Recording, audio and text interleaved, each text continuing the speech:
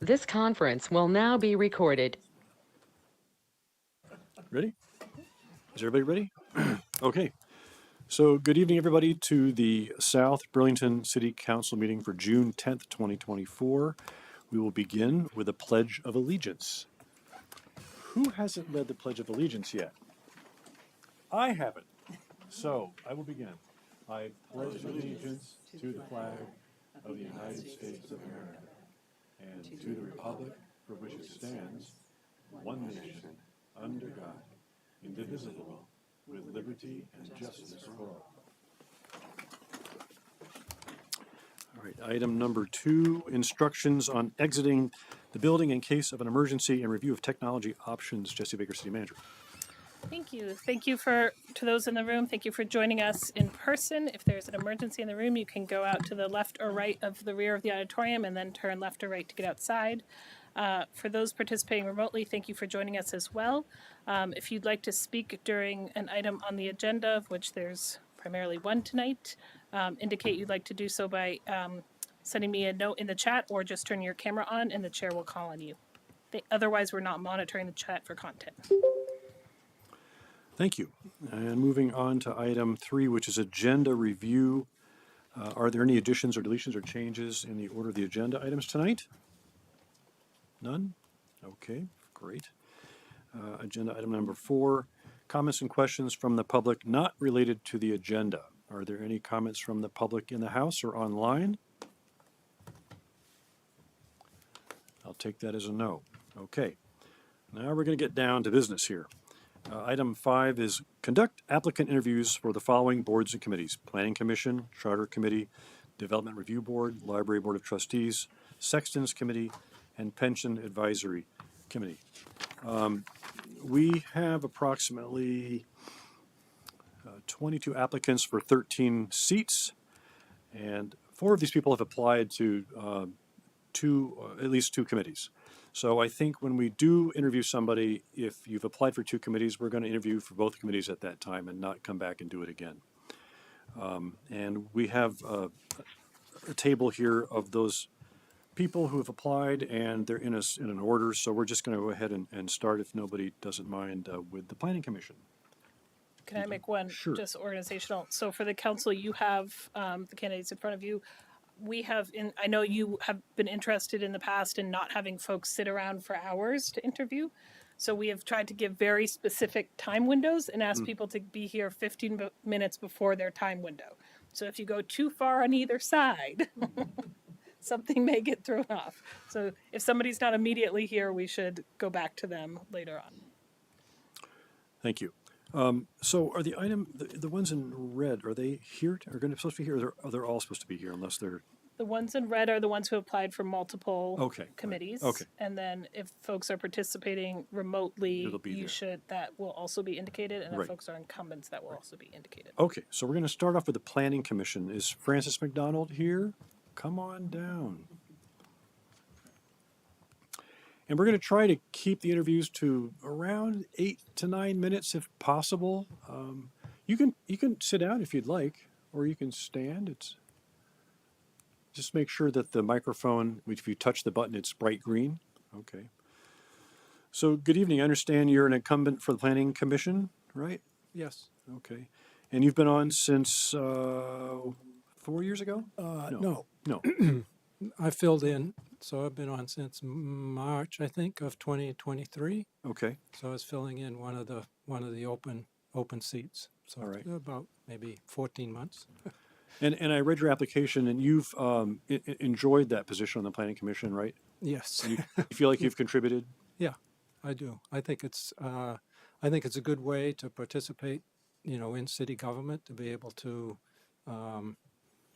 add your own perspective and see what, how other people look at the same issue. So I've enjoyed it.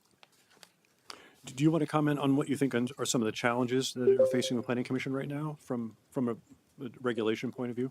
Yeah, so I think for the time that I've been on the Planning Commission, there's really been we looked at the overall picture of the City Plan 2024, which was really a broad perspective, and now we're looking at a lot more of the detail and going through the requirements from Act 47, which mandates zoning change.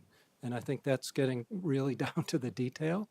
And I think in both cases, there will be a lot of change come about over the next. I mean, when you look at maybe some of the zoning changes, people think that, oh, the city, neighborhoods are going to change significantly, but it's not immediately. It's kind of a long-term thing. And so I think a lot of things come into play. We've got, the climate action plan. How do we look on a broad scale, a broad picture, and then the details of impacts on climate, impacts on higher temperatures, more runoff, and then in the details of neighborhoods, how are they going to change? What's now a single-family dwelling could be redeveloped into a 3 or 4 unit dwelling. There might be more roof area, there might be more runoff, there might be more heat from the asphalt shingles, So I think there's a lot of things that have come into play in the last year and a half, both on the climate side and the environment. How is our city going to grow? I mean, the city is going to grow, and in what fashion is it going to grow, and how do we look at that? Is there a particular accomplishment in the last couple of years that you've participated in that you think is really important for the city? Well, I think the city plan, because it's a broad picture. It's an overall view, and it plays into all of the details. Any questions from the council? Just following up on Tim, is there something looking forward that you're looking forward to working on or have a perspective on how it should be done? Is there like a particular, any particular? Yeah, I think in thinking about the zoning change and how that's going to impact neighborhoods, I think that, when you move into a neighborhood, you have a perspective of what that neighborhood is, what the boundaries are, what's typical about that neighborhood. Maybe it's the house, maybe it's the style of house, maybe it's the landscaping or the trees. And I think that will change over time, but I think we need to have kind of a viewpoint or perspective to listen to the neighbors and the people in the neighborhoods. I mean, what are they looking for? How do they see their neighborhood? What what do they want? How is it going to impact them? And I think that's a key thing that I'd like to be able to continue to bring to the land development regulations.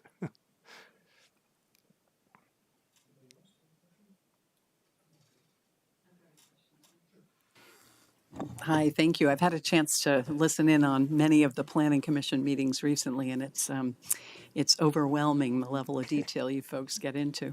I was thinking, if you sort of think about your life and professional experience that you bring to the Planning Commission as well as your colleagues, do you see any gaps in sort of where somebody's either life and or professional experience might augment kind of the current work of the Planning Commission? I think the current planning commission, I think, has a really good, I don't want to say range of perspectives. I think there's people that look at the environment or the how transportation. I think there's people that look at it from the perspective of design. How are we incorporating design into into our neighborhoods or our new developments? I think there's a good range, and there's people that have I think a lot of background, and I think that's important because some of the things that we've talked about recently, like transfer of development rights, there's members that remember the original discussions and what those meant, and we have that right now, and I think that it's important to have people that have been there for a long time and also newer people. You're welcome. Mike? First of all, thank you, and actually to everyone who's coming for all these committees volunteering. We couldn't function as a city and a community without people willing to give their time, and it's a lot of time. And, That's the Planning Commission is a lot of reading for this one. to the city council, to be honest, from also watching your meetings. I just wanted to follow up on something you said. You talked about being sensitive to the what drew people to particular neighborhoods as going forward. Could you maybe expand on that and how to create a balance between what drew different neighborhoods and the competing interests or the different perceptions in different neighborhoods in terms of sort of an equitable sense of focus and sharing the benefits as well as the challenges or the burdens of our city? Right. I think when I was in graduate school, I did a study of a neighborhood that was going through a revitalization, and the things that I had looked at were, could you draw me a picture of a typical house? What are the boundaries of this neighborhood? What are the significant features of the neighborhood? And I think when somebody chooses a place to live, they have a picture, a mental image of what they like. And I think we need to be asking those questions. And I think along with the public hearing on the changes in the land development regulations, there should be some outreach to the neighborhoods to be able to provide that input about what in a particular neighborhood is significant, so that can be shared with with other people, with other neighborhoods. I don't know if, I mean, you have to kind of reach out and get that information, but it's valuable information. Any other questions for the council? Do you have any questions for us? No, if there was less reading in preparation for some of these, it would be nice. I think the next one, I mean, it's been a big packet, let me put it that way, but no, I don't have any questions. Well, thank you very much. All right, for thank you applying very again. much. Thank you. Next up is Colin Lawrence. He's online. Hello. Hi, Colin. How are you? Hi. Good. How are you? Not bad. Thanks for applying. Yeah, of course. Do you want to tell us about yourself? Yeah. So I am I live over in on Bacon Street near the Shaws. I've lived here a couple of years. I'm renting an apartment, my background is primarily in transportation engineering. I've got a degree in that, and that's currently working on my day job is doing building a next gen traffic simulator. And I guess perhaps the thing I'm most interested in when applying for was just when I kind of the more and more I learn about transportation engineering, the more and more I learn it's like it all comes down to how the urban environment is built and how everything is structured, how people will move around the ways that make the most sense to them. And the way to make the most sense to them is have a environment that facilitates the mode of transit you're going to get to. So I guess I'm particularly my background is very much interested in like how does the urban form and the the zoning regulations and what we approve, how does that impact the city's transportation goals, which are pretty there's a lot of really cool ones, but they're definitely aggressive, and it's I'm definitely interested in kind of like the idea of brainstorm ideas of how we can meet those as a city. At least that's my personal kind of angle, I guess, as you put it. Yeah. Thank you. I also want to note that you applied for the Development Review Board as well. Yes. I'm interested in both positions. I mean, I sort of see kind of two sides of the same coin, really. Like either figure out the regulations currently working, or how is just making sure that everything is on board with what the current good work the board's already been doing. I mean, there's definitely a lot of good changes I've been seeing, and development report will also be, I think, a good way to make sure that what we're building is meeting what we want to be built. Yep. Have you attended Planning Commission and DRB meetings in the last few months? I have. I'm trying to remember. Not in the last few months. I've been to a handful. As you may also remember, I also applied to the Planning Commission a couple months back for that other vacancy too. I haven't been on too many in the last couple months, but I did go to a few last year. Back when they were finalizing the whole transfer of development rights. Also, that whole zoning change was with Tesla. That was kind of interesting to listen in on too. Yeah. Are there particular issues in the city with respect to the Planning Commission that you have interest in right now, besides the state's Act 47? I guess one thing that of course, Act 47. It's definitely, it's how we get our city kind of in alignment with that in ways that kind of meet local goals as well as statewide goals. I think, as I said, what I'm most interested in is I am very passionate about transportation. And for example, I see the city plan talking about stuff like, reducing vehicle miles traveled by, 2.5% per year by 2030. And that's, I think that's a really great goal, but it's like, how do you facilitate that? It's like people don't drive less because you tell them nicely, please drive less. They drive less because they need to drive less. And how you have to find ways to how do we make it so that people can get to their destinations quicker, and whether that be making sure the regulations enable biking or pedestrian access more easily, or stuff like how does does our development line up along transit routes? We're trying to boost stuff like transit ridership and also stuff like that. So it's definitely, and there's definitely the element of also the development review board. It's there's stuff like infrastructure improvements to try to improve that kind of area of walkability and bikeability.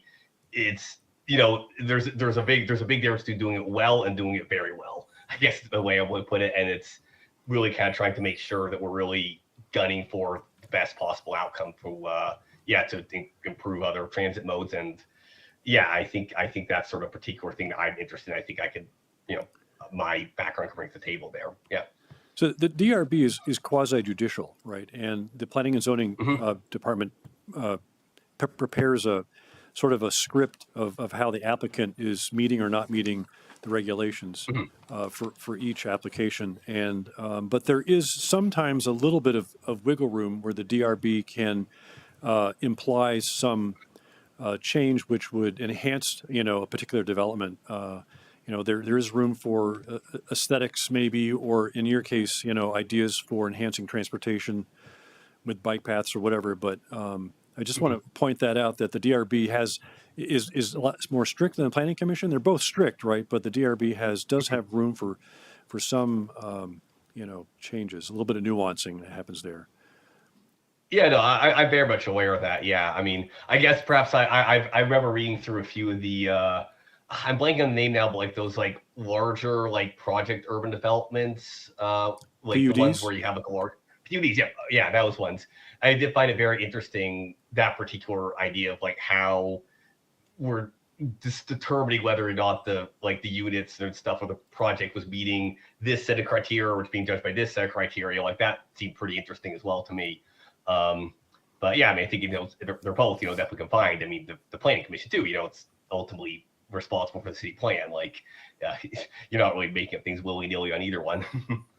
It's definitely trying to enact, what the will of the people or the voters is on either case. But yeah, I think I do like, it's fun definitely trying to read through a giant long list of planning documents and figuring out, does this development criteria meet there or not?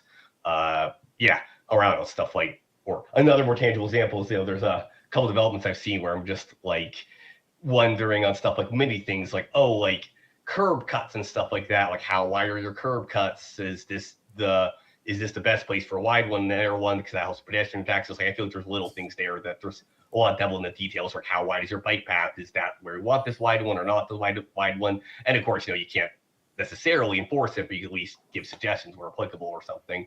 That's always my understanding of the development review board process there.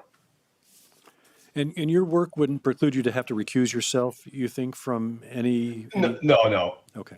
Yeah, no. So the work I'm doing, I'm working on, it's more of a research project, and it's like building a next generation traffic simulator.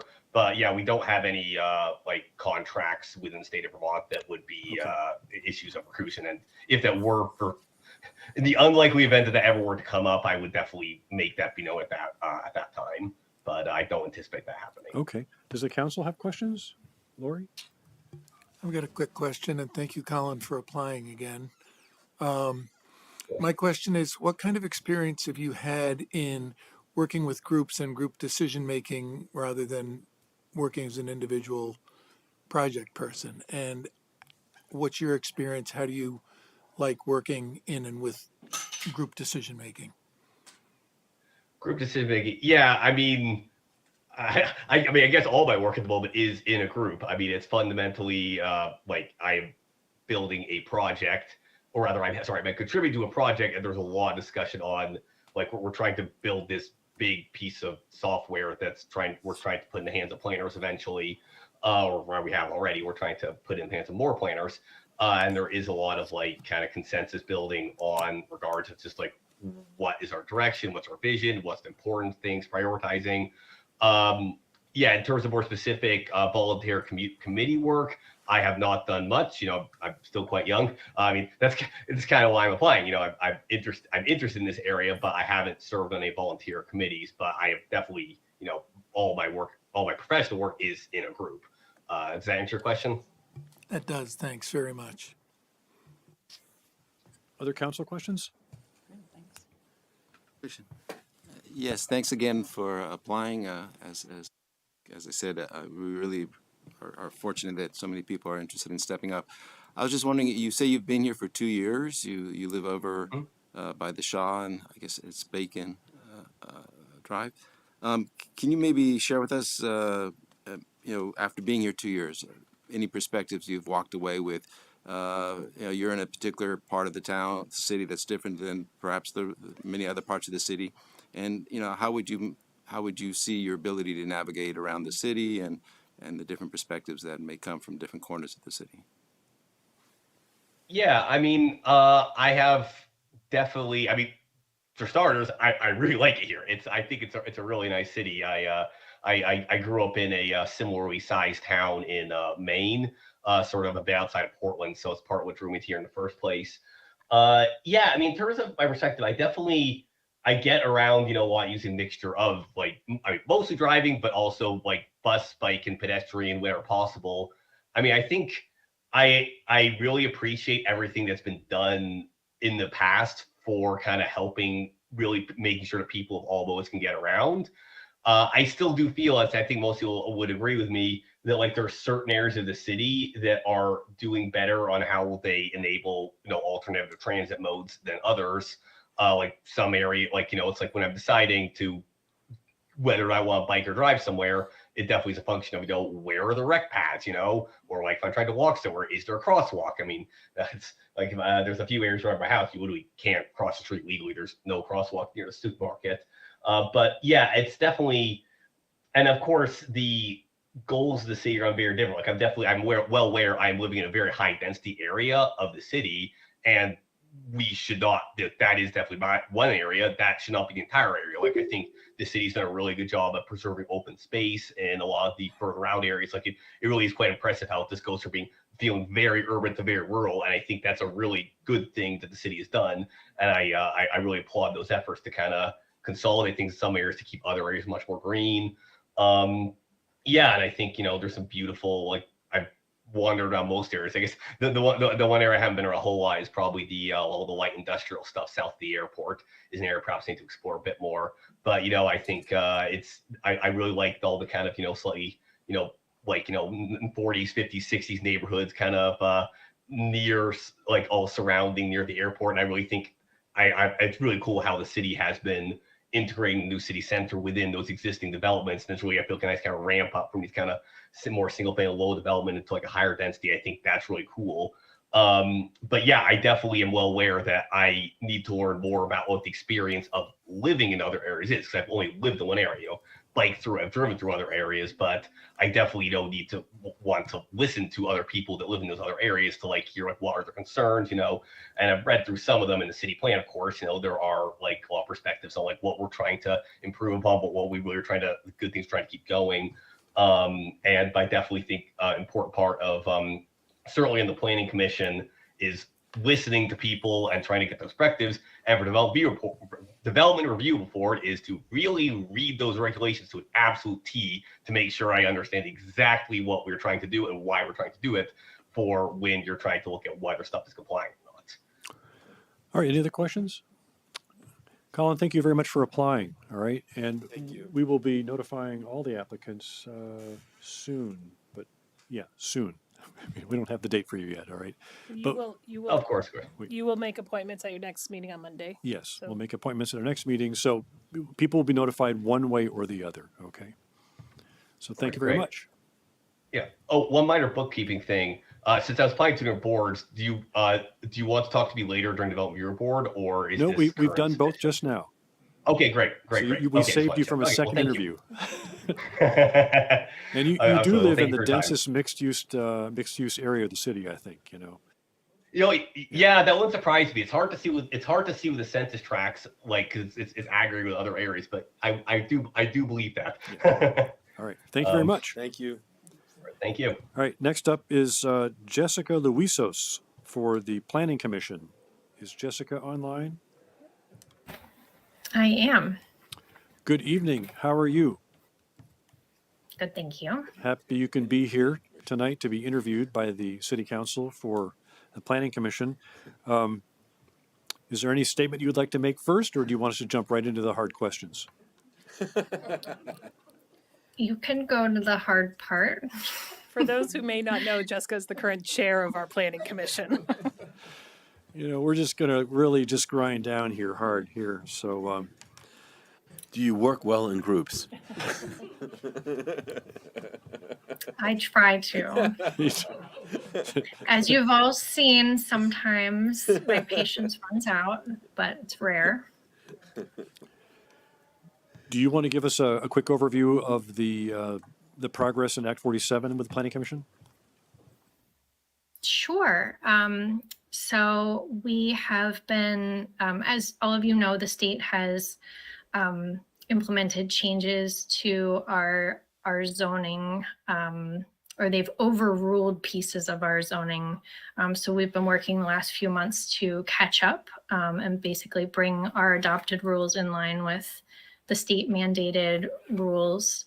I think one of the biggest things is that in areas that we have allowed development, we are required to have a minimum of 5 units per acre allowed. And we, in our zoning, we do have certain areas of the city that would have less units per acre. So in that case, the state rules are kind of currently overriding our rules. So we are playing catch up and working on a draft.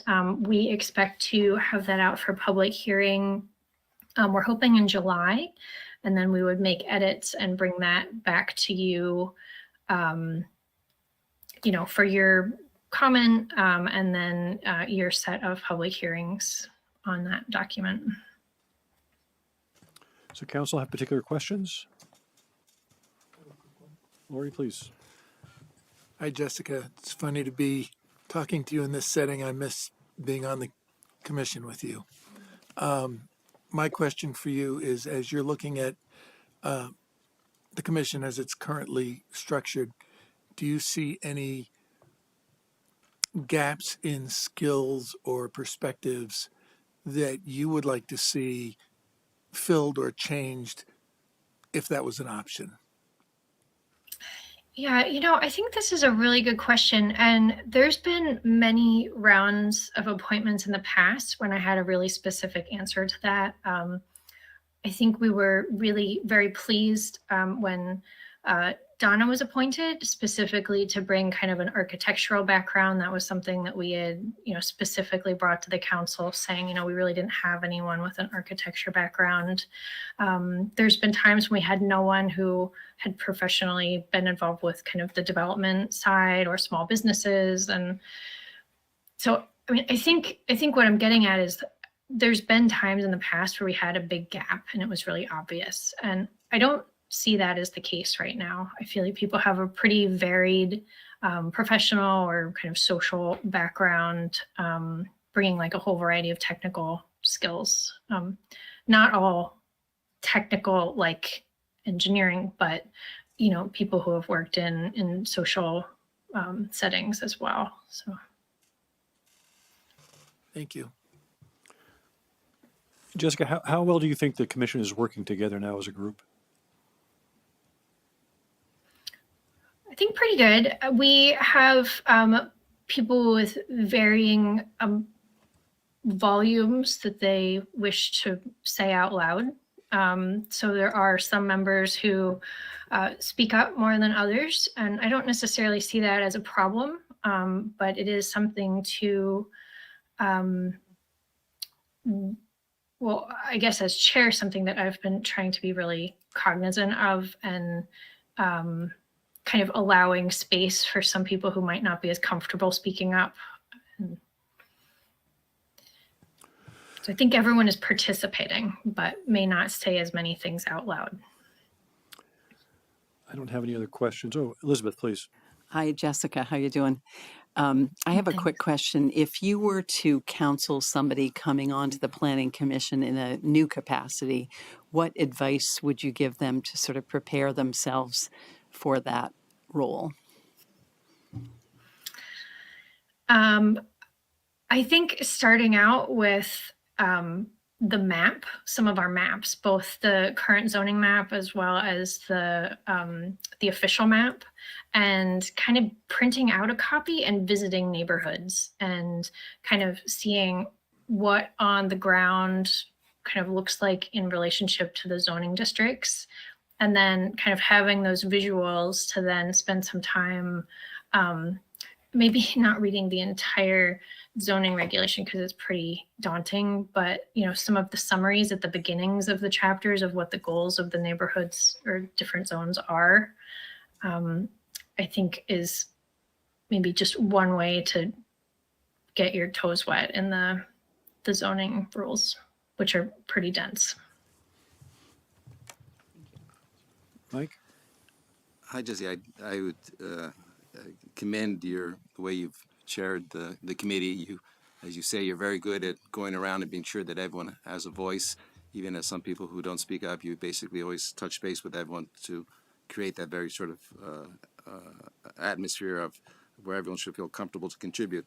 And I noticed in your application, you use the phrase that you see yourself as representing the middle ground and you welcome all points of view. Is there a role for the Planning Commission in your perspective to reach out, to get those points of views? Could you perhaps cite some examples of, the different perspectives and how you've had to sort of manage those perspectives, separate from Act 47, where you're conforming, as you said, to those perspectives, but where it's a judgment call. You hear different perspectives and how you meld them. Yeah, I think that's a really good point. We saw a lot of this in the comprehensive or the city plan, where we're really kind of gathering ideas and forming them into the vision and goals and priorities, and putting some numbers to things like maybe acres of parkland needed or things like that. So at those meetings, we did a lot to structure them at different times of the day to have, different opportunities. Not everyone's available for an evening meeting. So we had some on weekends, some earlier in the day, later in the day, held them at different locations to try to get different voices, as well as doing things like surveys and, just to get other comments as well. And when we do a kind of a larger change to the zoning regulations, we try to do the same thing to try to get additional voices. But we do know that not everyone is going to attend a meeting. So, I and others, I know, try to talk to our neighbors, get some perspective from them, people who might not be participating in meetings.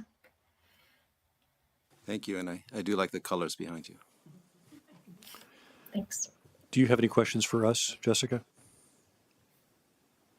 No, I guess just a statement. Like I don't just expect to be reappointed. I think that you all have an amazing perspective on the committee, on the city and what the city needs. And, I think there may be others who can bring different things to the table. So I don't necessarily feel like number of years of experience equals reappointment. So I respect your decision on whatever way you want to go.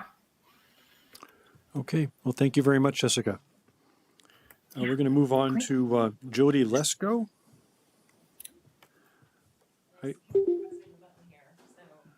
Press that button to make it green, light break. There we go.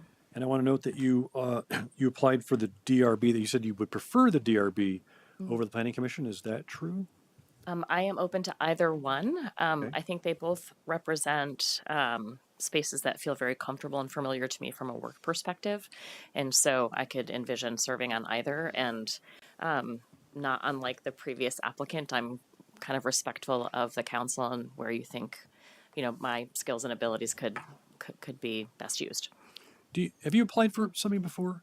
No, Okay. actually, this is my first time in this building other than in the library. It's Right. I literally, saw the call for applicants in the city newsletter last month and thought, I have been thinking about ways to be involved in the community, and I've been living in South Burlington. This is my second time living in South Burlington, but I've been here for 5 years. So I moved into my home in February of 2019.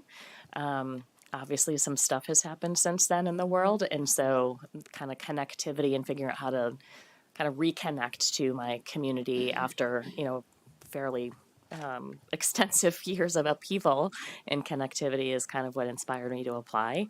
So I'm even learning just sitting here and listening to the questions that you all are asking and, thinking about the Act 47, is it? So very, very much a learning process for me. But again, I think with the work that I do, so I work at VEIC, we're the company that administers Efficiency Vermont.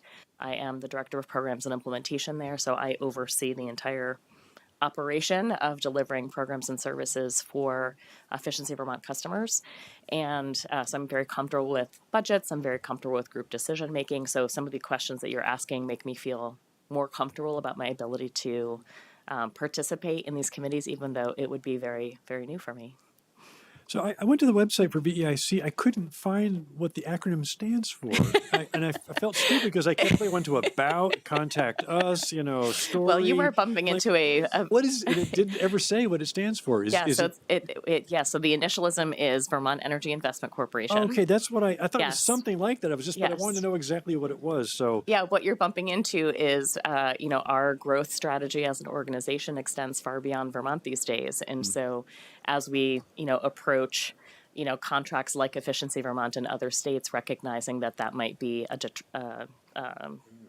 something that would detract from our application. So we made the decision probably about 5 years ago to just lead with our initialism. We're not quite IBM yet, but certainly a lot of people ask that question for that same reason. So, as I said to another applicant earlier, I said, the Planning Commission is like quasi-legislative and the DRB is more like quasi-judicial, right? So one is creating rules and the other one is making sure developers adhere to them.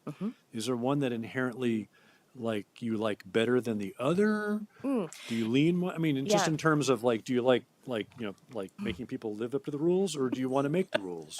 Both. Well, that's honest. Yes.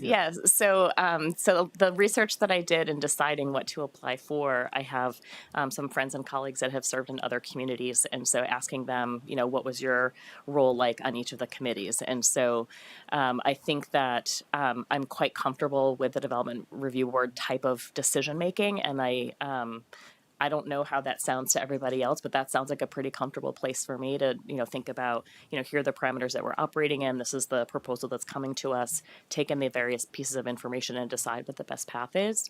I think on the rule making side, so on that Development Review Board, I think about that from a work standpoint as kind of like a strategy, right? What's the long-term vision? How are we, setting up the resources to execute that vision? So I'm comfortable in both, and I do really like the idea of this decision making around, what is, if you think about that vision, what is really in closest alignment with that vision. And I think I probably defer to your expertise. I'm guessing a number of you have served on those committees. And so just know that I feel comfortable in both, but I guess probably lean a little bit more toward the Development Review Board because of that kind of decision making around sort of looking at what the rules are and executing them and being comfortable, kind of making those decisions with all the information on the table. Review board, I mean, currently they have a lawyer, an architect, and some other technical people as well. But in the past, we've had, some technical people and then some non-technical people, right? And so you get a big packet, electronic that's full of schematics, stormwater drawings, elevations, layouts, plans, the whole thing, right? The whole 9 yards. And sometimes they get into the weeds for, trip ends, for how much traffic is generated by a site and things like that. I mean, that work is kind of done by planning and zoning, but that evidence and data comes up in those applications. Sure. So depending upon your skill set, is that, I'm just trying to get a feel for, absolutely. Is that something that appeals to you more than the Planning Commission, where you sit around and you talk about concepts and, regulations that you were thinking about and squishing them around to make them fit something that's got to be done? So in my current role, so I'm not an engineer. My background, my educational background is in psychology. I worked in healthcare for almost 15 years and have now been in this operations leadership in the energy space for almost 15 years. So I think in my current role, I have had to get very comfortable looking at, engineering specifics. And honestly, I rely on people who can look at those things and say, what am I looking at here? and I have to learn, right, how to look at those things in order to make informed decisions. And so my first, my first rule is to look at folks who have looked at them before, and they can tell me, of what we're looking at. I've never heard the word trip end before, so what about this is important? What do you see as a person who's looked at these things before and have expertise in this that I, as a new person, would need to look at? So I'm comfortable getting into that space. I have not looked at stormwater schematics before, but I'm pretty comfortable sort of leaning into engineering and architectural drawings and those sorts of things. Are you aware of the time commitment? I'm not. Please hold forth. I'm aware that they're intense, and I am a person who has free time, which is why I volunteered. It's two Yes. Tuesdays a month? Yes. Tuesdays a month. Yes. From 7 until 2 or 3 a.m. I'm just kidding. Perfect. Someone orders pizza, right? It could be, it depends. But I used to be on it. It was sometimes it would go long, and Sure. but and then there's the preparation time because you'll receive the packet, several Yes. days ahead of time, and you have to review it before you Yeah. get there. So that could take a couple hours. So is that That sounds great. okay? Have you remotely attended or been to any DRB meetings? I haven't actually. Or No, it planning would be commission meetings either, right? no. at this It would point? all be new to me. Okay. Yeah. Let me open it up to other counselors. Please. So thank you, Jody. I love your experience, and I really appreciate your poise and articulation. Question for you. I really hope that we find a slot for you here. Whether we do or not, though, would you consider also, or maybe instead, I don't know what's going to happen here, think about joining the Energy Committee? Because I think your skill set would just... I may or may not have some colleagues or former colleagues that are on the Energy Committee. So I think your skill set would just really be amazing for that committee as well. And there are certainly folks that do multiple. And Yeah. so I don't want to, but I think your skill set would really be invaluable. Thanks. I appreciate that. On that committee. So Yeah. just...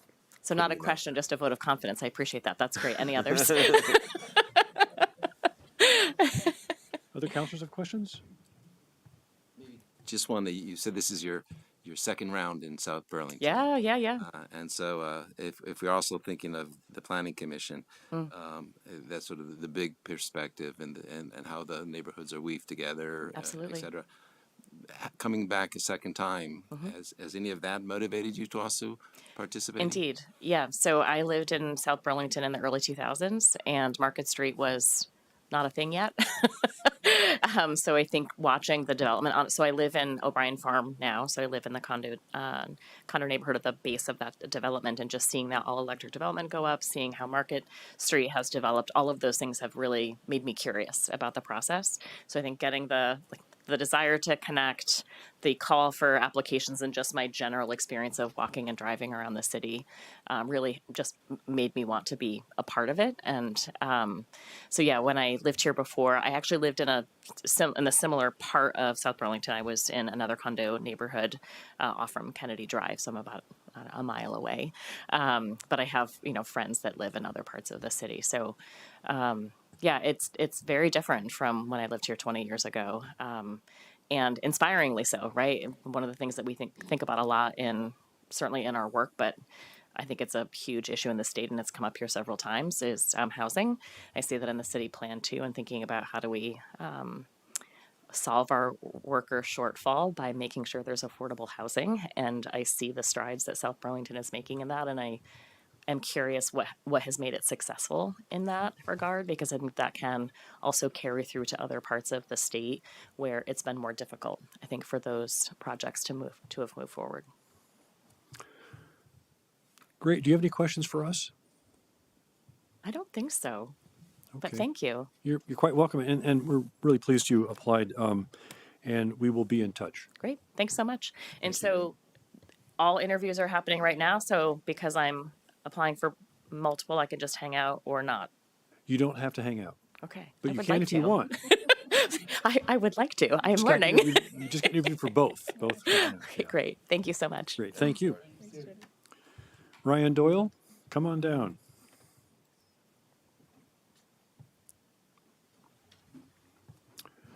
Good evening, Ryan. Is the green light on? There we go. Hey, Ryan Doyle.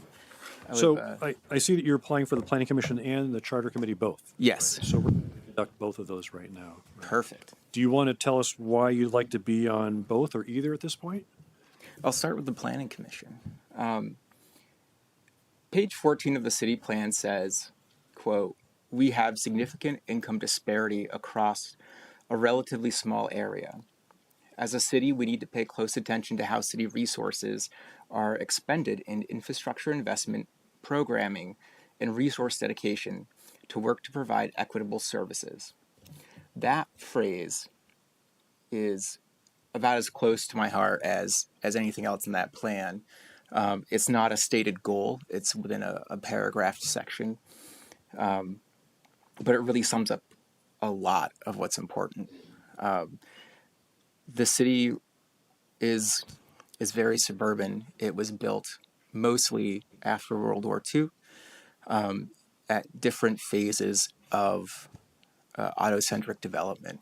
And older neighborhoods have not seen very much investment in a really long time and tend to be further away from parks, natural spaces, but still pay really high taxes, considering the types of houses that they are, especially the one-story post-war homes with cinder block foundations that leak, being assessed at $1.3 million an acre and up, when newer developments are often not much more valued, but create a lot more sprawl. So, I think like the Eastwoods neighborhood is a great example of that, right? Like, I think it's Orchard Street is something like $1.7 million assessment per acre. And some people on that street are over a mile or just about a mile from the nearest city public space, Farrell Park. And they would have to either bike in a narrow bike gutter, but at least it's painted green, or bike on the sidewalk or walk on the sidewalk under 6 lanes of highway past a jail and then a shared business driveway to access the park. They certainly can't walk to school if they're in elementary or middle or high school, but they might be able to bike to high school, especially once we get a little more infrastructure fixed on one of the roads to connect some missing links in the bike network. But these places are often forgotten and left out of things and see the highest amount of traffic and traffic noise and other negative externalities from the growth that happens in this area. So that's something that's really important to me as we go ahead and look at a lot of the projects we have coming up, like the Parks and Open Space Plan, for example. Do you want to talk about whether you want to be on the Charter Committee? I was expecting more questions about the Planning Commission first, and then I would back and forth. toggle over. Let me scroll, please. Yeah, so in the last charter that was given to the Charter Committee, is it called the charter also? It said, whereas the City Council wishes to explore governance structures to ensure that voices are equitably represented at policy-making tables. There was a lot of discussion about that, but really not a lot of movement. It was a very non-recommendation kind of recommendation that came out of that. There was only a small amount of data that was looked at. There really wasn't much to it, when there's a lot more data available about those topics. It was really frustrating attending those meetings and seeing how there was a lot of wheels spinning, a lot of effort on the part of volunteers and city staff, but not really getting the ball moved forward. And it felt like there were people there who really didn't want it to move forward, and that was frustrating for me. One of the reasons why,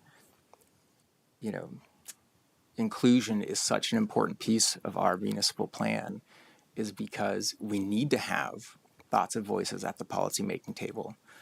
The city is 40% renters now, and half of those renters spend 30% or more of their income on rent. So that's 20%. 1 in 5 residents are renting and spend more than 30% of their income on rent. And I don't think that those figures include utilities or renter's insurance. I'm using census form DP04 for those figures, by the way. So that's a whole subset of the population that is almost entirely unrepresented at policymaking tables.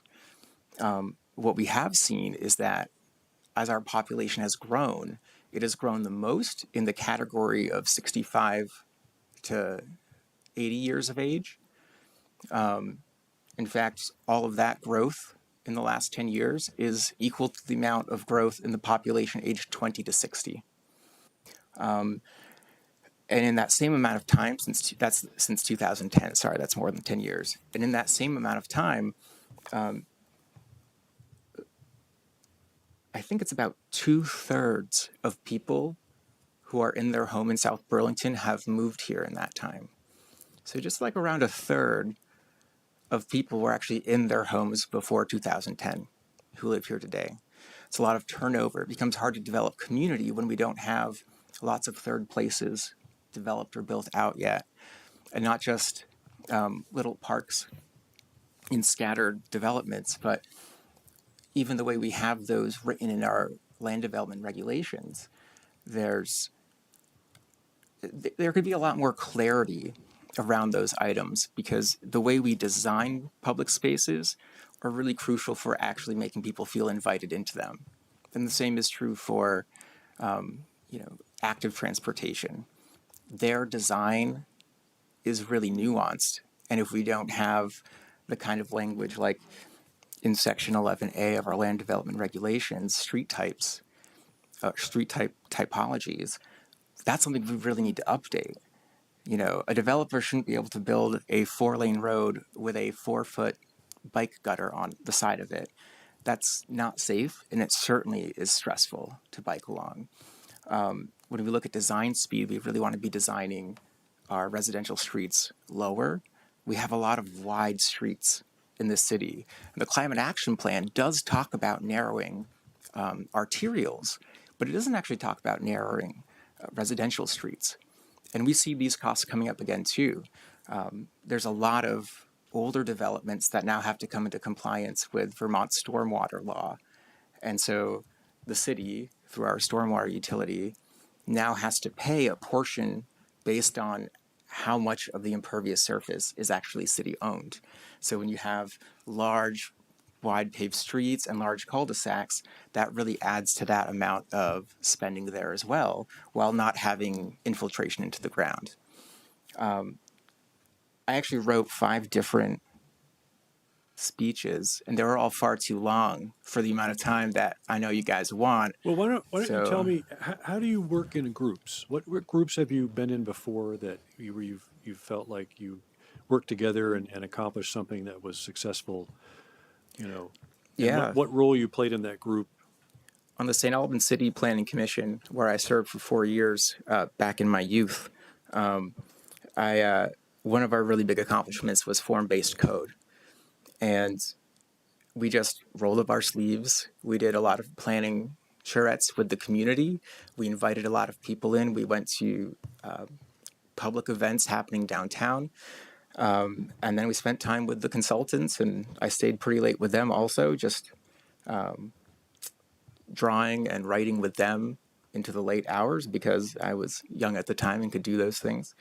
And we came out with something pretty decent. There's definitely things I would change about it now as I've had time to learn more about it. And the same is true for our form-based code, which is fairly similar to St. Albans. But being that we have an empty slate, it's much different and needs more to bolster it. And so that was really successful. And I would say that we had a lot of successes on the city council there too. We had a lot of projects for infill. We did build a parking garage, and we bonded to fix all of the sidewalks in the city that were rated below a certain standard. And we were able to move a lot of bonding in a short amount of time with a lot of public outreach. So we had always 65 to 75% approval on these projects because we reached out and expressed things in a really clear way and tried to answer questions really straightforwardly and also express concerns that we had so that the public didn't feel like we were bluffing them. And it worked out really well. We accomplished a lot in 3 very short years. Good. Let me open it up to the rest of the council if they have questions. If I may, I go to a lot of committee meetings here at the city, and We noticed. yeah, you might recognize Ask you me. if you've attended any planning commission meetings. I don't know if you've attended any DRB meetings. I have not attended any of your DRB So, okay. meetings. Did you attend any charter meetings? Oh yeah, You attended all the charter meetings, and not all the planning commission meetings. No, not. only all of the charter meetings since I started attending the charter meetings. I do have pretty good attendance at a lot of committees. I go to Bike Ped, NRCC, and Recs and Parks regularly, unless I have another large And conflict. Safe Routes to School. And Safe Routes to School, which is now official, and I'm very excited about that. So the chairs of those other 3 committees regularly call on me to participate during the meetings and give advice and help clarify language or things of that nature. Lori was at NRCC last week also, and the kinds of advocacy that I do, and I try to really catch the things that fall through the cracks. They're trying to make something that was pretty challenging for them. They want to get some tree regulations into the LDRs, but the biology background maybe isn't as strong in most of them. And so making sure that the species list is actually appropriate for Vermont and not Illinois, where they got their sources from. And also making sure there aren't invasives and there's one, those kinds of things that are small details, but I'll have too many interests, as my dad would say. And so I'll read about invasive species and urban planning and design standards just for fun. And I try to bring that into the meetings to help move them along faster and with more accurate information. Good. No questions from the council? Do you have any questions for us? Wait, here comes Mike. Thank you. Thank you. Ryan, you mentioned, and this would apply to both the jobs that you're applying or committees you're applying for. You referenced in early on in your statement that 30% of the population is now renters. You're saying that it brings a different perspective, different profile. Can you maybe just expand on it sort of succinctly? How that you think would affect either the perspective as you bring to the charter committee or the perspective you bring to the planning commission? Yeah, in terms of the planning commission, we call them cohorts in populations. So even though we like to use trendy generational names like millennials or baby boomers, the cohorts are actually smaller groupings of people by age. And a couple of years can make a really big difference in terms of the kind of economic outlook that they have going forward. So there ends up being a lot of homogeny in the thinking based on the economic successes or failures when they're coming of age. And so a lot of young people who are trying to buy houses now just can't. There isn't housing available. And when you look at rent prices, you can see that rent is sometimes more expensive than owning until the recent interest rate hikes. And so there's a large population of people who are cut out from being able to own their own property or housing in this area and also can't benefit from the equity long term. So the kind of concerns that they have are really far reaching in that not only are they not able to build equity for retirement, but they're also paying the non-homestead tax rate through their rent payments to their landlord. Right, so they're effectively paying a higher tax rate than those who own their own home.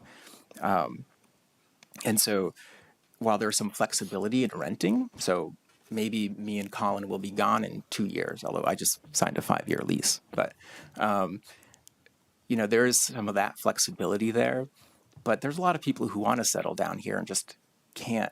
And they want to try to build really quality communities where they can raise their children once they can afford to have children.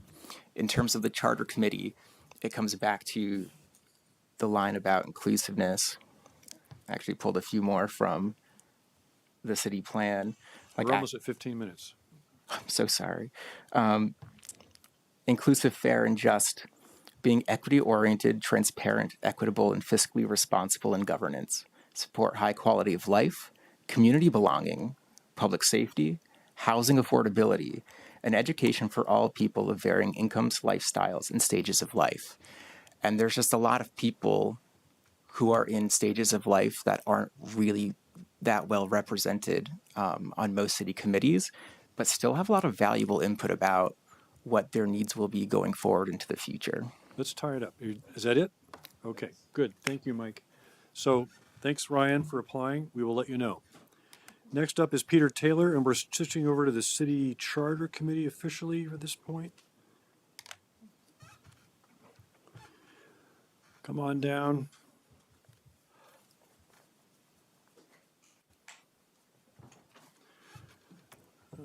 Peter, you were chair of the committee, right?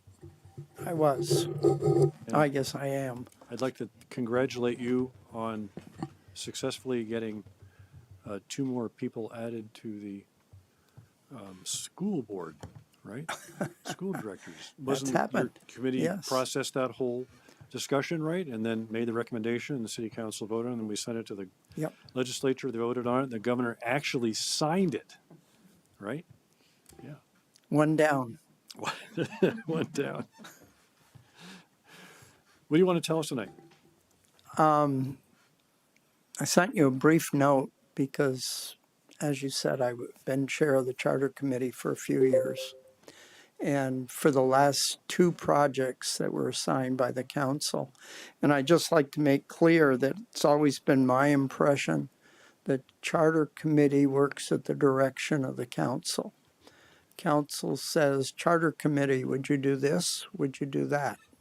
Charter committee is not an advocacy group. It does not go off and have meetings and come back to you with ideas.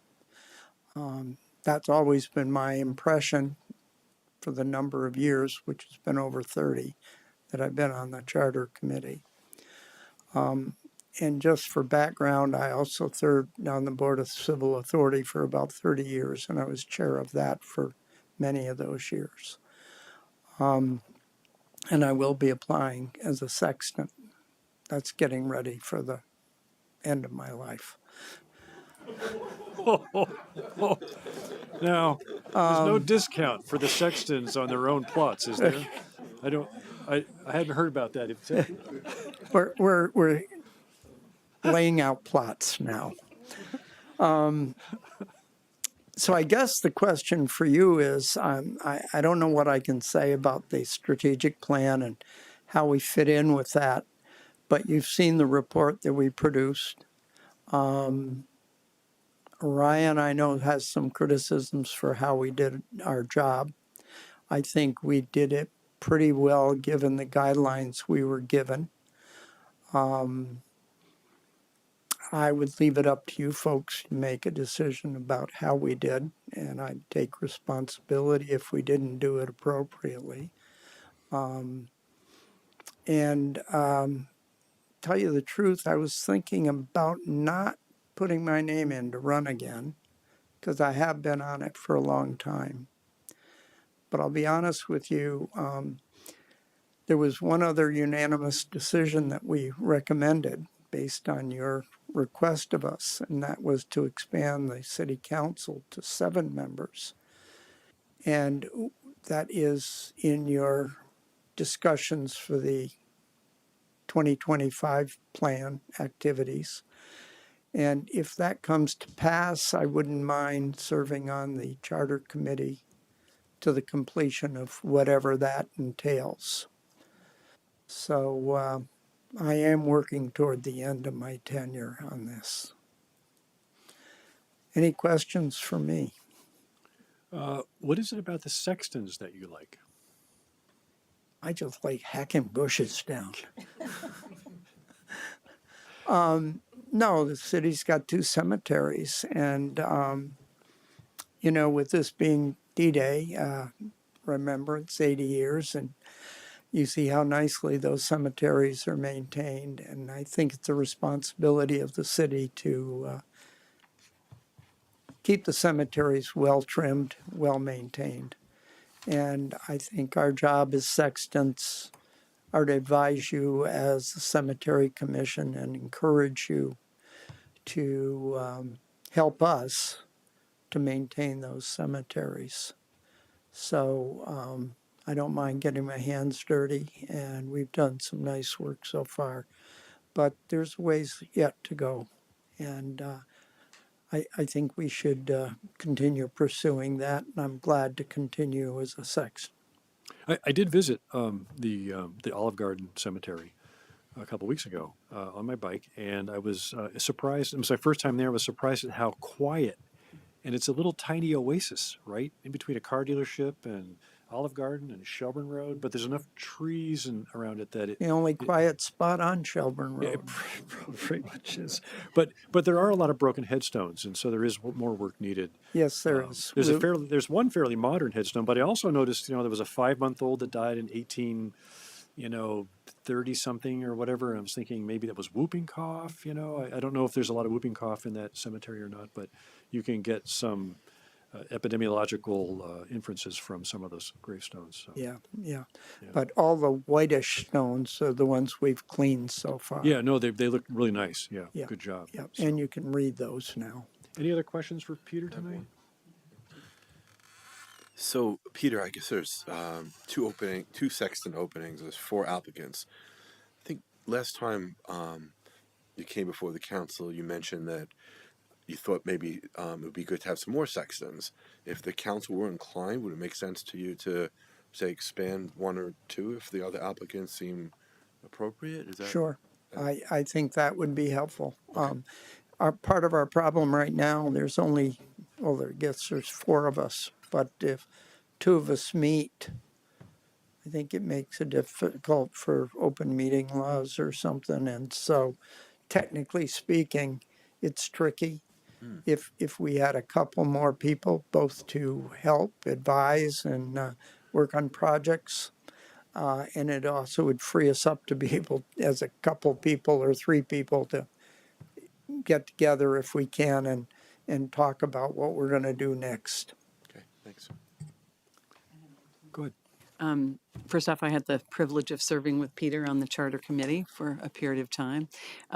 I'm curious, you said submitted some questions that we should consider of candidates that were interested in serving on the Charter Committee, but from your perspective, Peter, what would you encourage folks kind of coming into that role to kind of bring to the table?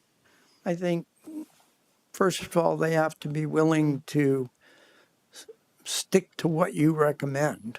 If that's the way you want to continue operating the Charter Committee, and if I'm wrong, I don't think I am, but I think that's the way you see it operating. So they have to work for you, not work independently.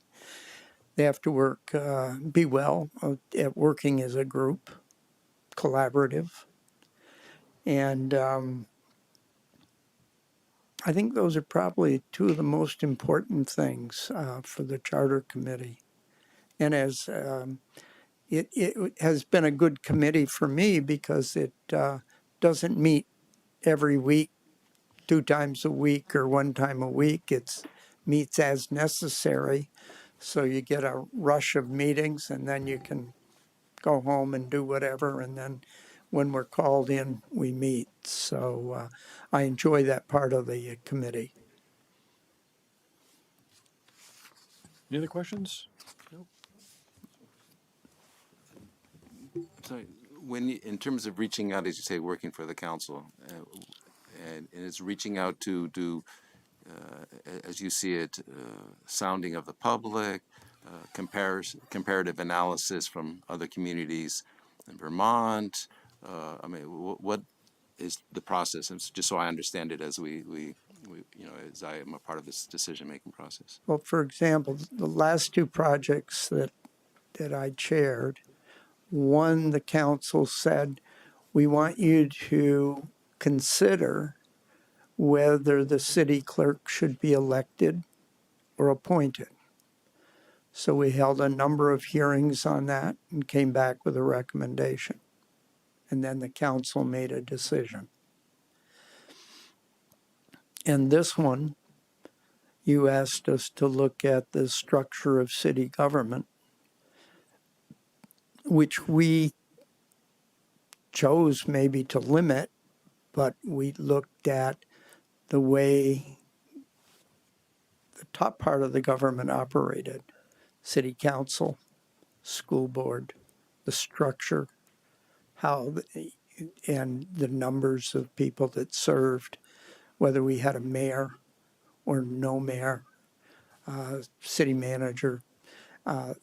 And so we focused on those efforts. If you wanted us to look at broader sections of government, then we would be open to that, but that would come from you to us. So I think we appropriately reviewed it.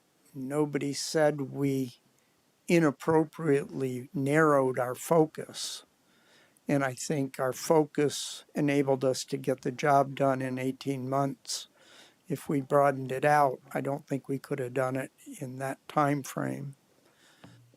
Does that answer? You were talking about other communities. But in terms of reviewing it, what is the criteria using to review it? The census of the public, comparison of how it operates in other communities, and when we did that, we invited mayors in from other communities, similar size, city managers in, and we talked to those folks about what they saw as pros and cons, and we developed a list of pros and cons for all the options we came up with, which we then shared with the public.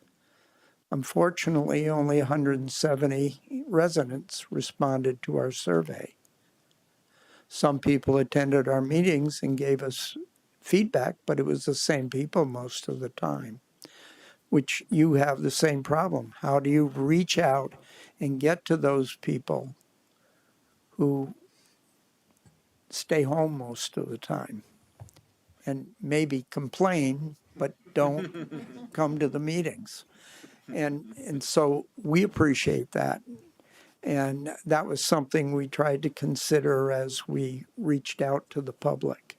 I think our report reflects when we made a recommendation to you, when it was based on the results of that survey, but it was also based on our attitudes of the input we had at the meetings and the thoughts of our committee, which included 2 school board members. Does that help a little? Yeah, very much. Made it very clear. Okay. You have any questions for us? No. Thank you for coming tonight. Thank you. All right. Now interviewing Megan Emery for City Charter. Come on down. You look familiar.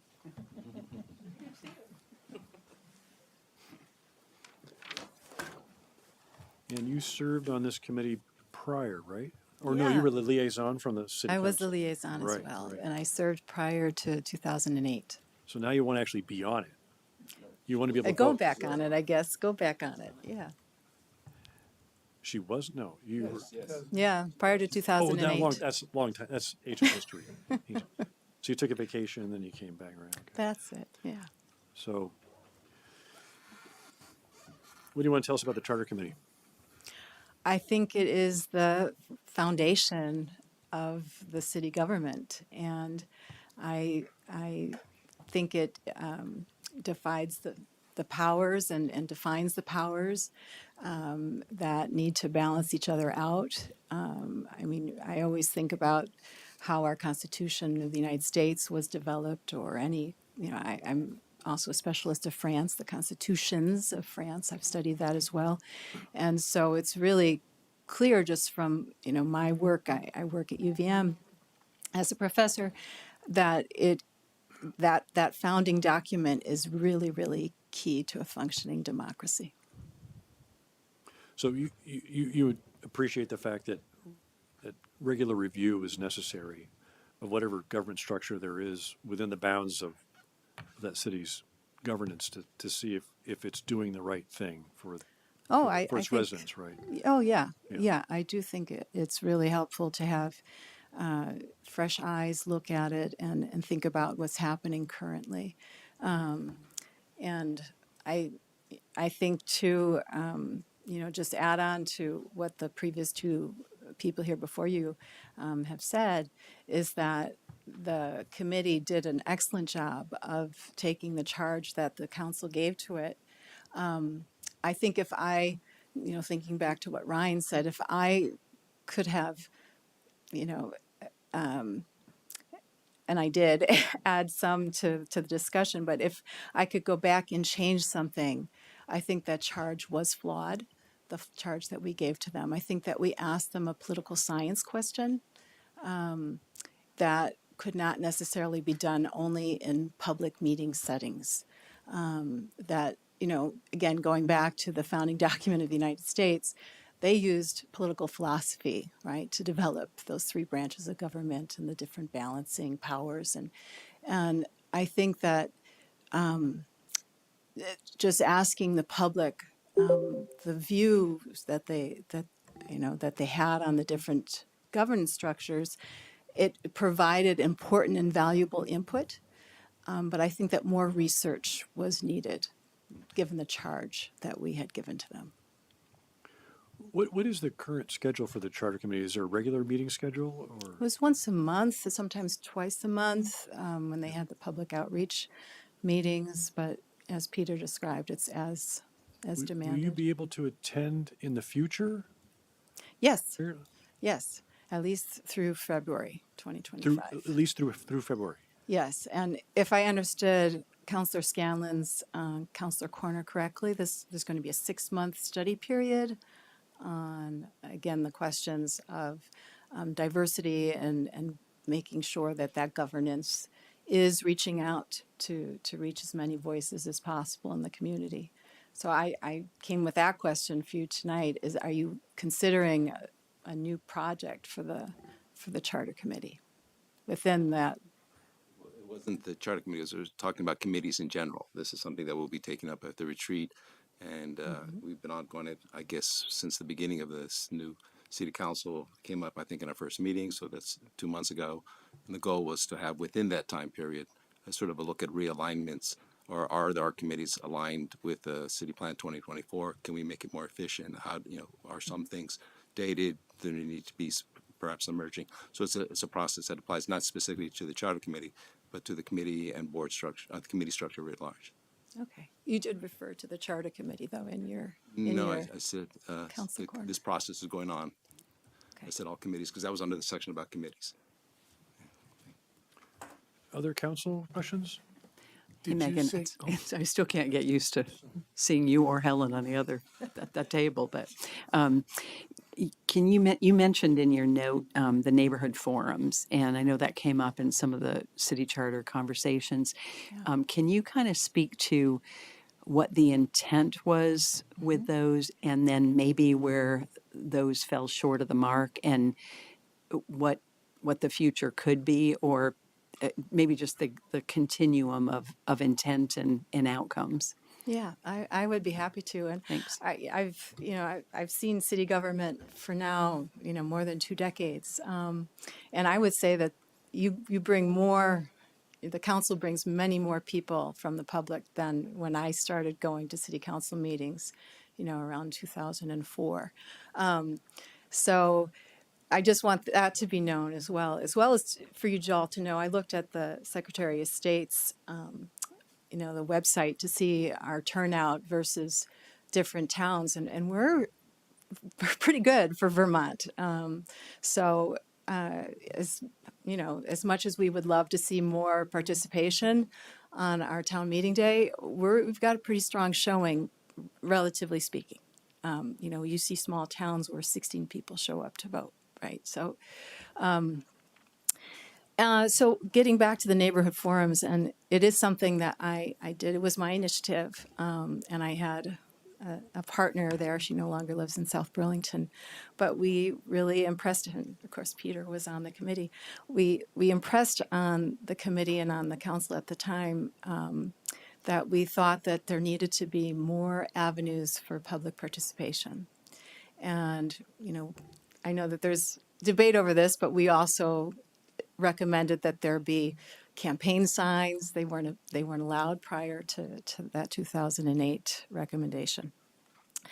And so the idea is how to get that neighborhood voice that we're all know exists, right? You heard the Planning Commission candidates talk about the different neighborhoods and the different ideas about what a neighborhood is, but there are also issues that are specific to neighborhoods.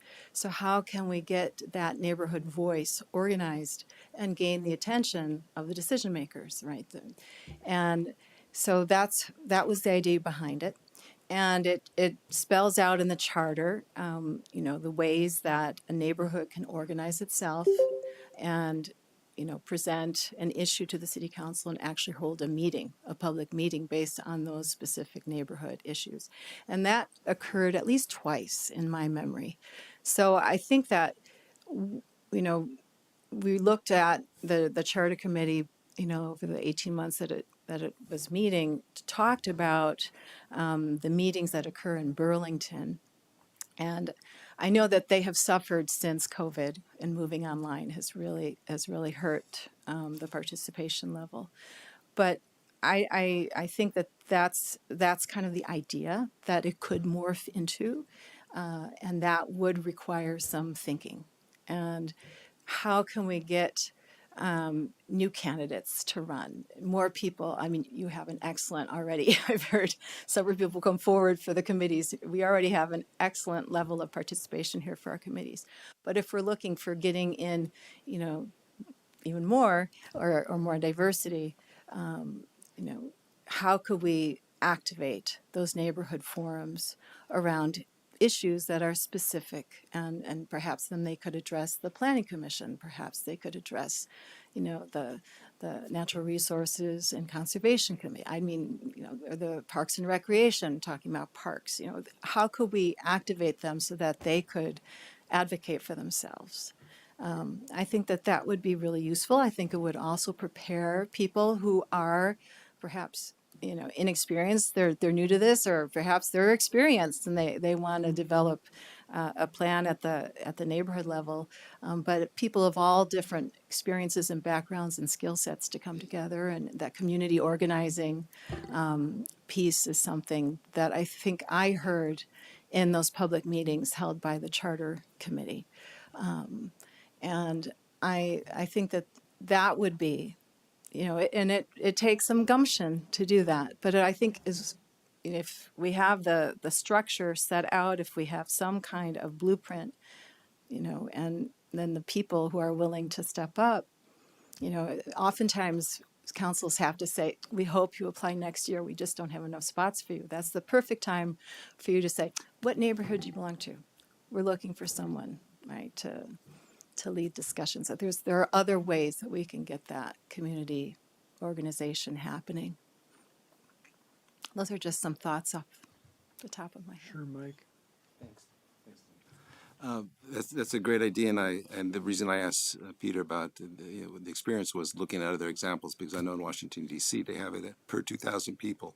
They have a designated person that, if you have a problem with your street, you go to that person, and that person's already worked into the system, Right. and can basically and it creates that connection which or narrows the distance from the street and perhaps the city council in that case. So I think it's a great idea. And I was wondering if you could perhaps expand, is that in part what you said about the mandate that was perhaps not accurate enough or clear enough? I mean, meaning that not enough to explore alternatives? I think there wasn't enough to explore. Exactly. That's a nice way to put it. Yeah. Lori? Just a quick question, Megan. So there are 2-year term and 3-year term, and I know that you're going to be on the other side of the big pond for a while. Mm-hmm. Would you be anticipating participating anyway, or would you be relinquishing your seat at that time? I would. They're 2-hour meetings. And if Peter's record continues, it's 4 to 6. So that's doable for me over the pond. Okay. And it's only a 6-month tenure over the pond. So Okay. Great. Thank you. yeah. I had considered the council from over the pond, but I don't know, when we go to 11:30 or midnight, it just didn't seem, I couldn't do it. Do you have any questions for us? Actually, I asked it already, and so no. So Okay. thank you very much. Good to see you all. Well, Nice seeing you, Megan. thank you very much. We're going to move on to the Development Review Board now, and Frank Kochman. You actually have, so the Development Review Board, Frank is not, he's the, Yeah, I was going to, oh, sorry. but go ahead. Sorry. No, go ahead. I was just going to. Go for it. I was going to say that Frank Kochman is applying, but he's not here for an interview, but he did submit an application. We had a person withdraw theirs, and Colin already talked to us about that, and there are 2 openings there. And Jody. And Jody, right, yeah, thank you. So now I guess we'll move on to the Library Board of Trustees, and we will start with Whitney Kurzinger? Kurzinger or Kurzinger? Kurzinger, come on down. Thanks for coming tonight. We're 5 minutes ahead of time. No, is it okay? They're here, yes, it's okay, hold on.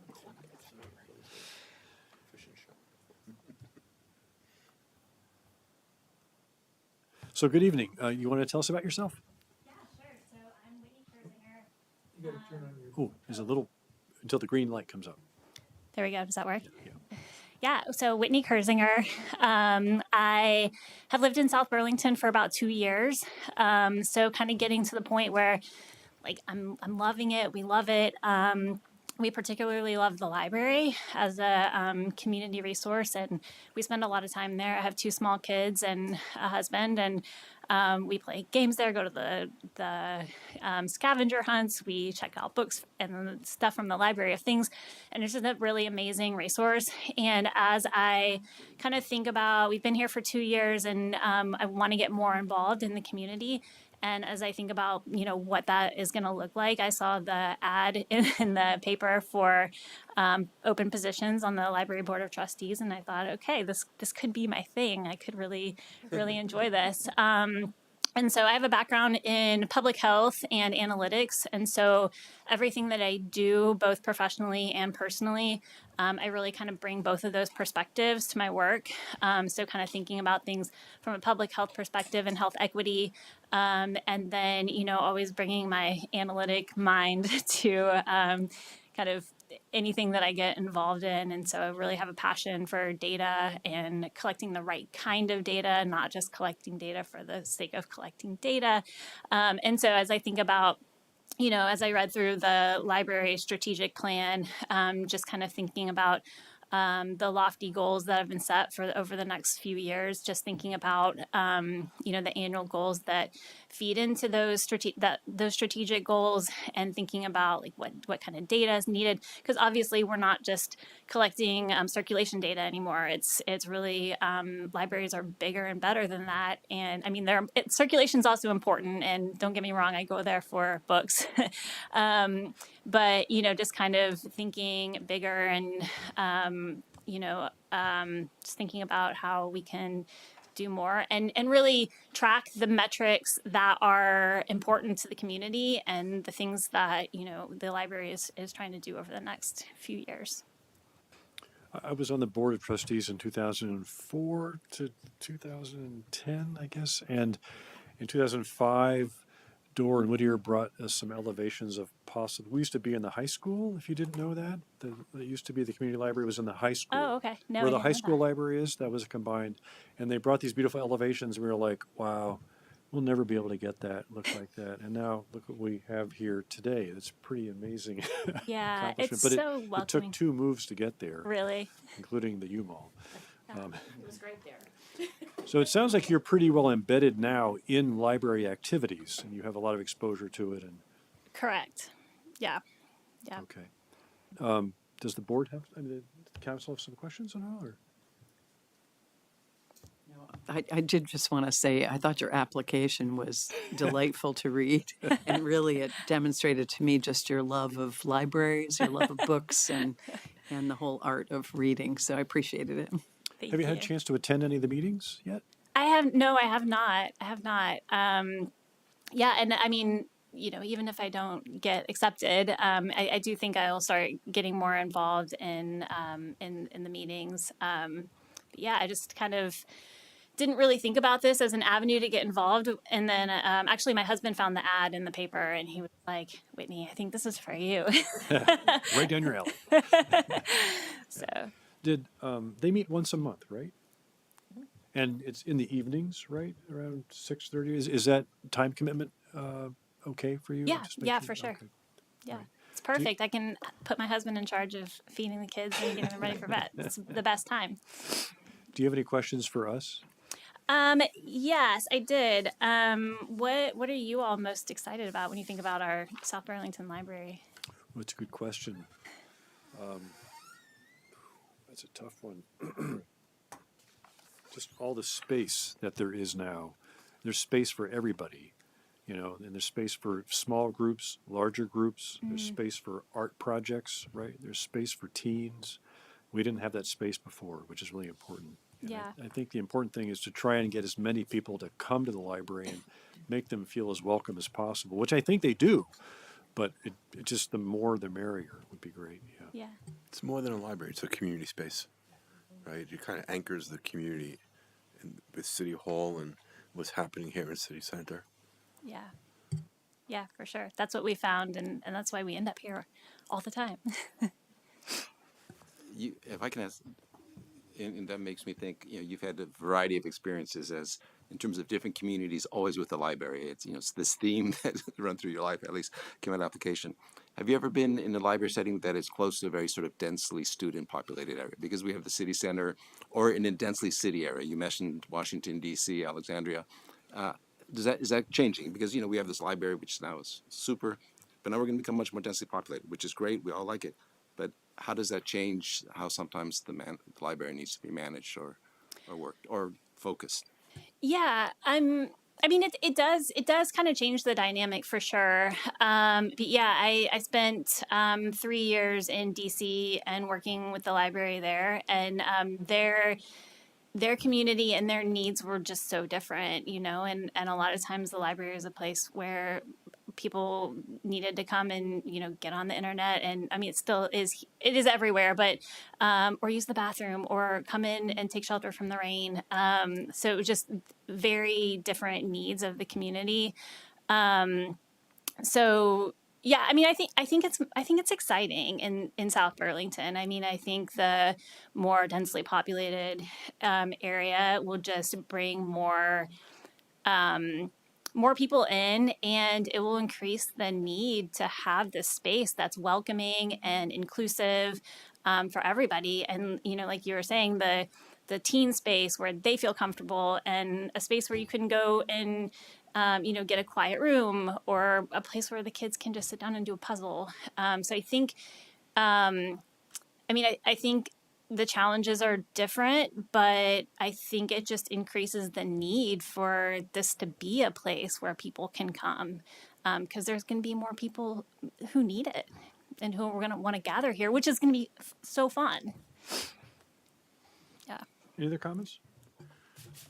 I just really like that our library is about more than just books. And it really is. Is the DVDs? Those two, yes. Okay. And it's more than that even.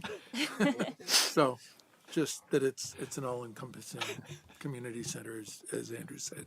Yeah. Yeah. Thank you. We will let you know. Okay. All right. Sounds Thanks good. for Thank coming you. tonight. Thank you. Thank you. Next up is Ted Lenski. Is he not online? He didn't say he wasn't not here. We can move to some. We are? Ooh, okay. Is Donna in the house? There's There are two Donnas. We see. Okay. Hi, Donna. Which Donna did you want? Because there are two Donnas. I just looked online. You're the one. Okay, good. You can't say my last name. It's Donna Swartout. Hi, thank you for the opportunity. I'm currently Board of Trustees for the library. I'm seeking a second term and really interested in any questions that you might have for me. What do you like about serving on the Board of Trustees? Oh, I have thoroughly enjoyed my 3 years. It feels weird that it has gone so quickly. In my first meeting, I volunteered to be the secretary. And so I have been doing that for the past 3 years. What I really enjoy is meeting the staff and learning a lot.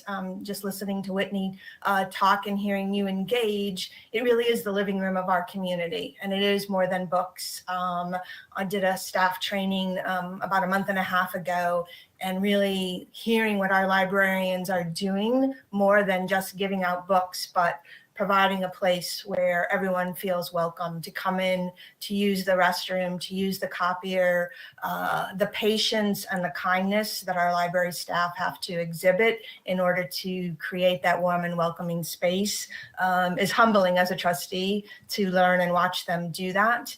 I also think I've learned a lot more about the city of South Burlington and learning all about what kind of makes it tick and run.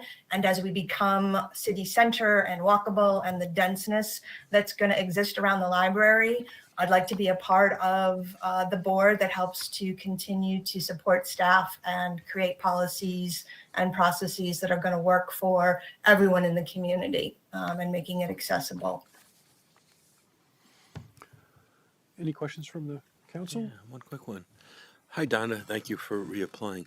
I'm just curious, how does the foundation relate to the Board of Trustees and relate to staff? Like, how does that kind of triangle, how do those different functions work together and relate to each other? Sure, that's a great question. So the foundation was created back at the time when we were building that big and beautiful building with the Aspire campaign. And at that point in time, everyone who was a trustee was also on the foundation. We recently, as of I think within the last 8 to 10 months, have rewritten the foundation's bylaws to make it be that you don't have to be a trustees to be on the foundation. So there are several of us who are on the trustees and are also on the foundation. That would be myself included on that.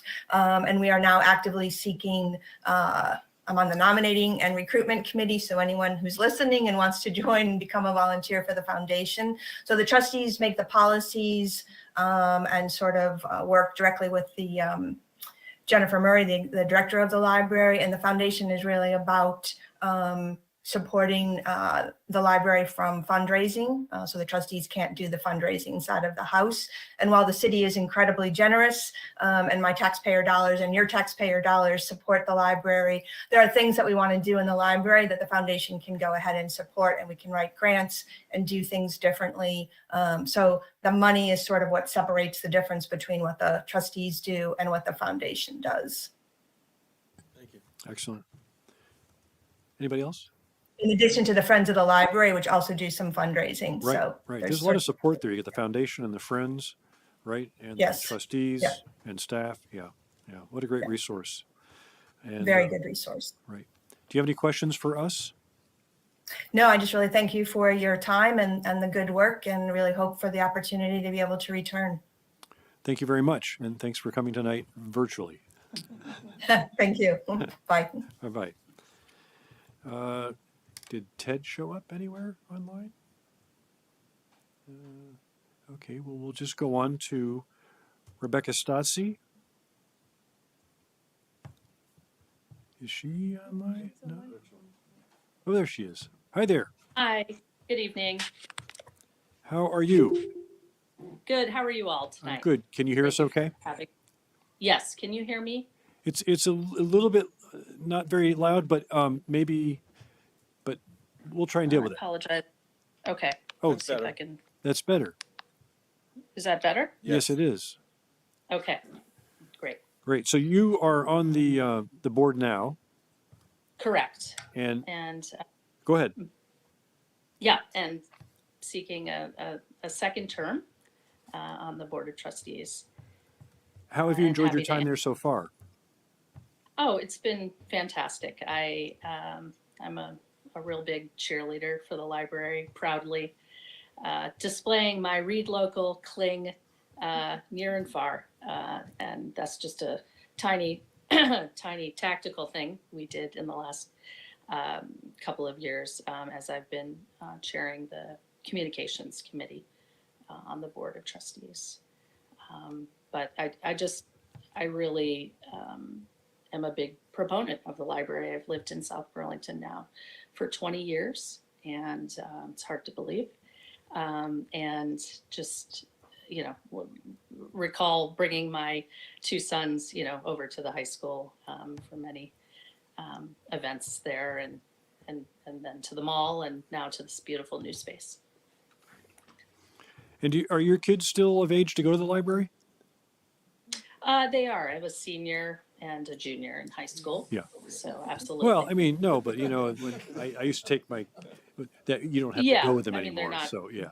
They're not So going to the story time, but I pretty much can tell you every picture book I ever took out of the children's library back in the early 2000s. Yeah, well, I absolutely. And I mean, I really have a very fond memory of having a book presented to my son when he was, I don't know, 16 months old or Oh, something. with a paper with a plate on the inside with with the his name. Yeah, nameplate. Yeah, we had a couple of those absolutely. too. Yeah, they're probably hopefully they're still in circulation. Yeah, I think so. Can you tell me what do you think have been some or an important accomplishment during your time on the board? Yeah, I think just, sort of as the library has, begun to occupy this new space, and we've all gelled as a group of trustees, I think laying down some of those key kind of foundational things like strategic plans and being able to ladder up to a larger plan, really. So just on our little committee, just creating a framework for a communications plan, creating, kind of a loose editorial calendar, again, not superseding anything that the staff has and wants to do, but being there to support the library staff in any way that we can, either in person, from a, in person at Illuminate Vermont, or staffing a table, or being present at, SB Night Out to assist at a table. So having the physical presence, but also creating content that might be useful to staff who are among their many, many, many duties. Also, managing the social media presence for the library, or thinking about articles in the other paper or things like that. So really being in service to the staff. So I'd say that sort of creating a plan, we seem small, but actually putting out a small thank you video that we did a year or two ago after we hit the milestone with the Aspire campaign. And just, little things like having something to hand out to folks at Illuminate Vermont. Those stickers and clings actually were very popular. And just, I know you can do more than read at the library, as you just mentioned, but having a sort of a European design that says read local was popular. So kind of, those are a couple of things. Council comments or questions? Any at all? No? Is there anything else you would like to tell us, or you have any questions for us?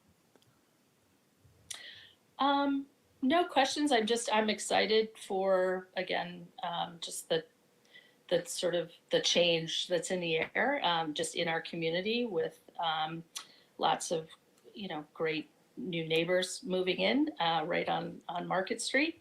And I'm excited for the opportunity there to expose folks to the library in any way that we can support, in partnership with, whatever the city has planned. But it is Library Card Sign Up Month in the month of September, and we've been thinking about that and how we can, tap into all those new residents on Market Street. So you started your term right at the when we moved into the new library, right? Right. And so this is the third birthday coming up on July 23rd, I think, right? Yes. Is there going to be a party? Right. Well, that I love a party. I think that's a great question for the director and what she may want to do. I'd love to support any kind of celebration that we could. So I can see the Aspire Foundation helping with a really large chocolate cake. right? About this Yeah. tall with Yeah. chocolate flakes on top of it. Yeah, that'd be great. Thank you. Perfect. Well, Donna, thanks for applying again. We'll be in touch. Wait. Rebecca. Oh, I'm sorry. I had the wrong. I'm looking at the wrong. Rebecca, thank That's you for okay. applying. I can't Thank read, you. so we'll be Thank in you touch. so much. All right. Okay. Thank Have a you. good night. Thank you. Bye-bye. So next, if Ted is not here, we have Donna Sullivan McDonald.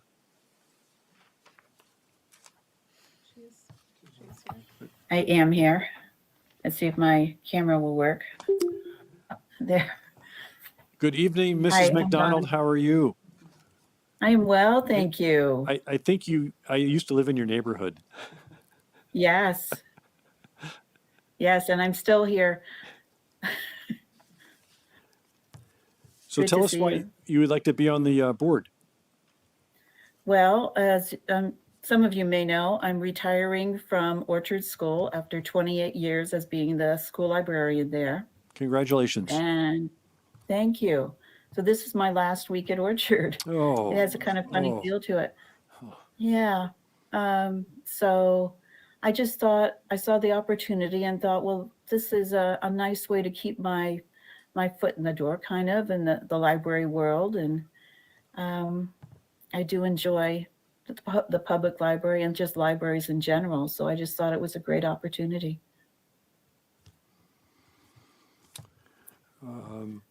Have you been able to attend any of the meetings at all?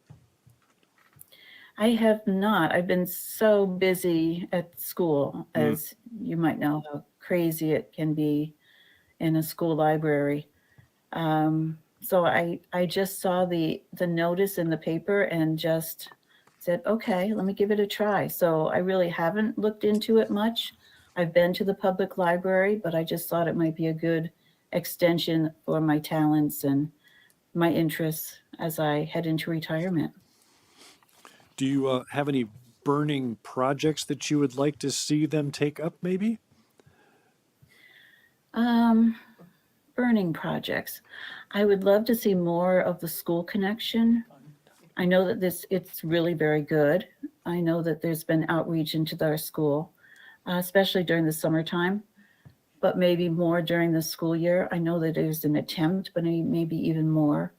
And I know the previous people have talked about connection with a diverse population, and that's been an interest of mine for several years, connecting with the many different cultures in our city.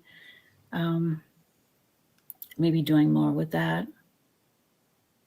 But I'd like to just explore more if possible. And is that time commitment okay once a month for a couple hours or so in the evening? Oh, sure. As I said, I'm heading into retirement, so You're going to have some more free time? I'm going to have so much good free time. Right. Lots of books to read. I think it's a requirement that in order to be on the board, you have to have read every book in the library. That's what I heard. Oh, well, Orchard only has 22,000. Okay. That's easy. Well, then you qualify. There you go. Yeah.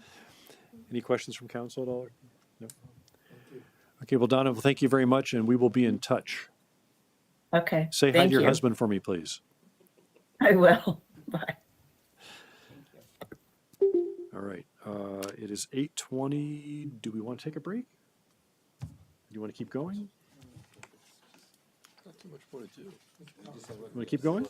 All right, that's fine. 3 people, I think. Yeah, okay. All right. So we're now moving on to the sextons, because Ted Lenski did not show up, all right? So we're going to write down did not, no show. All right, so we have Jennifer McClory for the sextons applying. Is Jennifer on? Oh, here comes Jennifer. Come on down.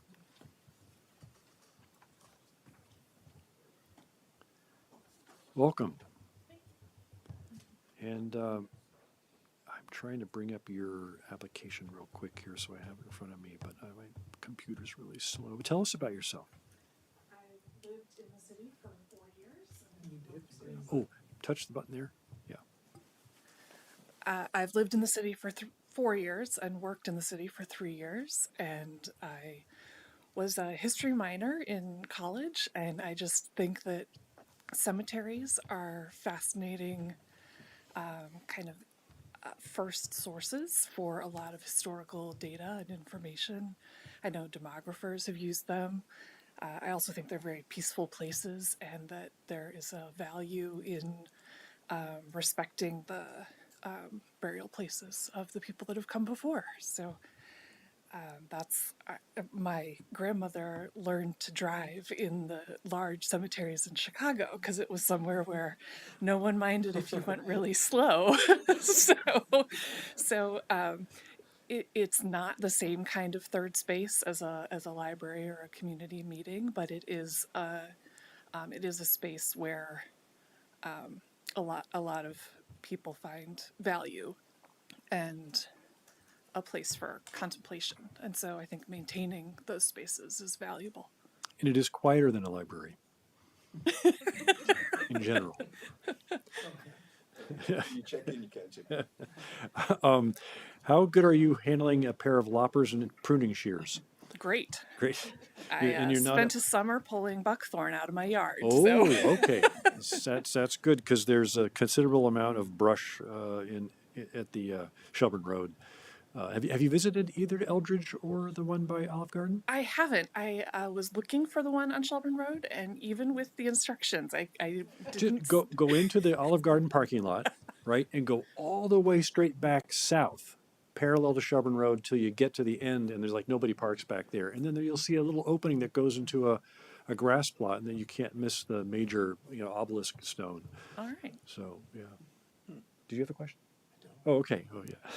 So, and Eldridge is, over by the airport. Mm-hmm. So it's a little noisier. One of the things we've been talking about with the sextons is, that there is the ratio of cremations to non-cremations has been in favor of cremations heavily in the last 10 years. And so we wondered out loud about the need for a columbarium. Or a locker with niches for the urns, because we don't have any of those right now. So that's something that, if the city wanted to catch up with other cemeteries and be able to provide that as a service, that's something that we would want to look at, I think. Mm-hmm. But yeah, there's cemeteries are quite fascinating, and as you roam around Vermont, you'll find up in the rural areas, swaths of stones dedicated to kids from whooping cough, and then other epidemics, especially 1918 with the flu. They're just fascinating, but they're also sad sometimes. But I know Vermont is also one of the states that has legalized human natural composting, natural burial. So I don't know what the rules I don't are. know that that's appropriate for a city. It might not be, but I know that a couple of entrepreneurs have started one up in a wooded area. Yep. Some not far away. Yeah. Good. Well, they meet. Do they meet monthly? Yes, Peter. Oh, you're behind. Okay. How often do you meet, Peter? Sextons. Say 6 times a year. And does that include the hard work? No hard work. No hard work. I'm not going to tell anybody it's hard work. Okay. So it sounds like you have time to Yes. available. Okay, great. So, any questions from council at all? Just a quick, partly question, partly observation, but council had a presentation from the current sextons group, and there are some needs and challenges associated with kind of inventorying the plots and organizing and creating more permanent centralized records that might include everything from doing some sonar to just record keeping, as well as a process for inventory and selling plots and so forth. But it sounded like you had some experience in that area. Can you just speak to that?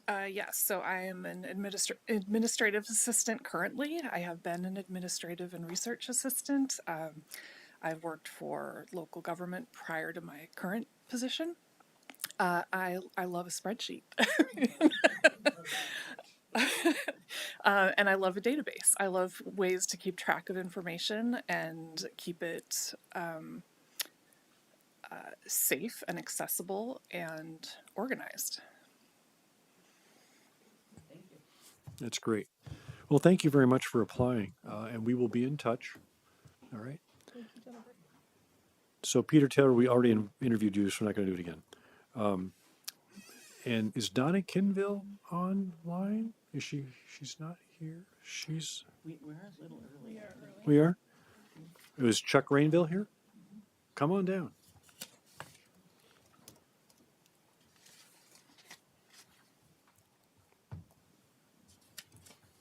Good evening, Chuck.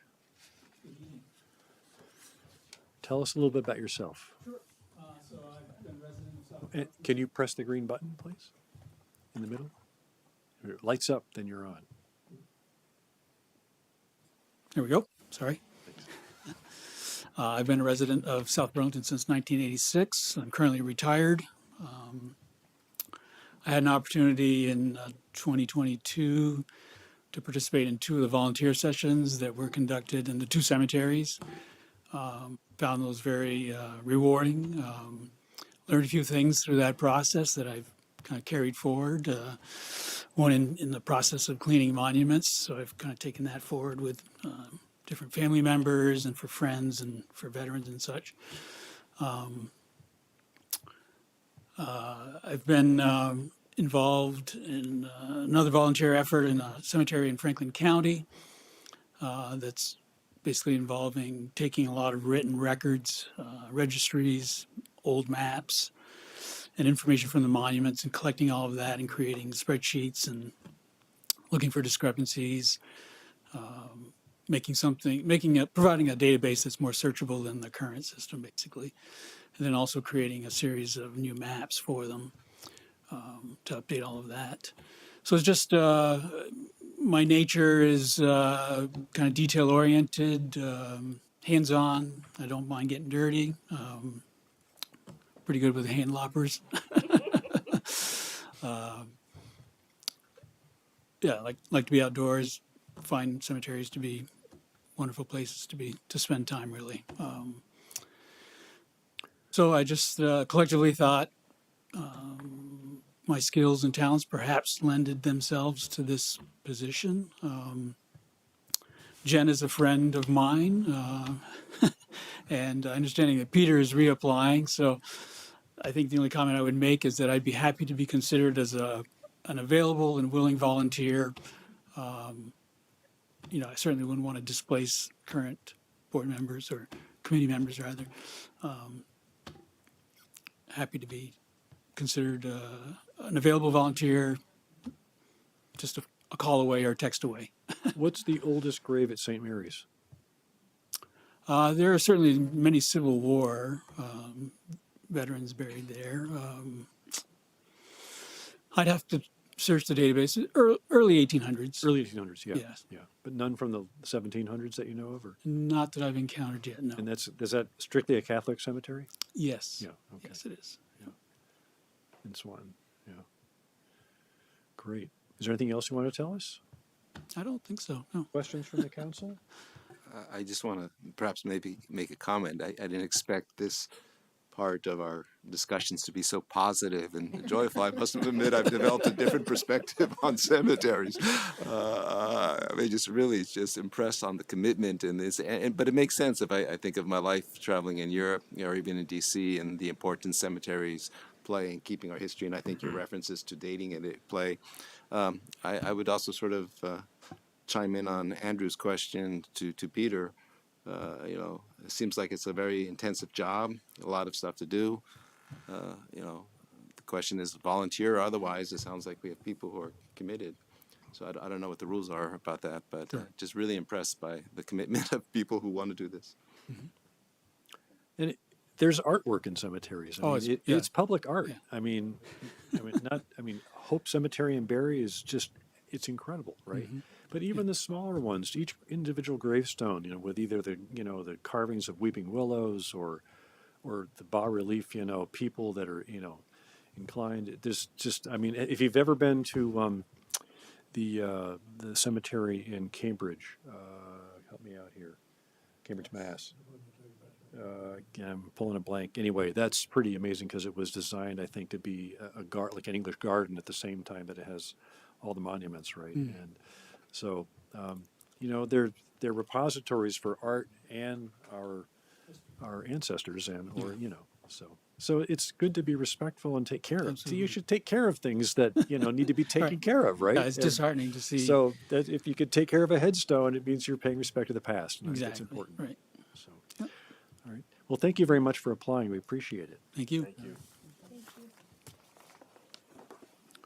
So the next, Donna didn't show up, right? Ted didn't show up. Okay, so we're ahead. So the last person was Spencer Baker, but he's not available for the interview, and that was for the Pension Advisory Committee.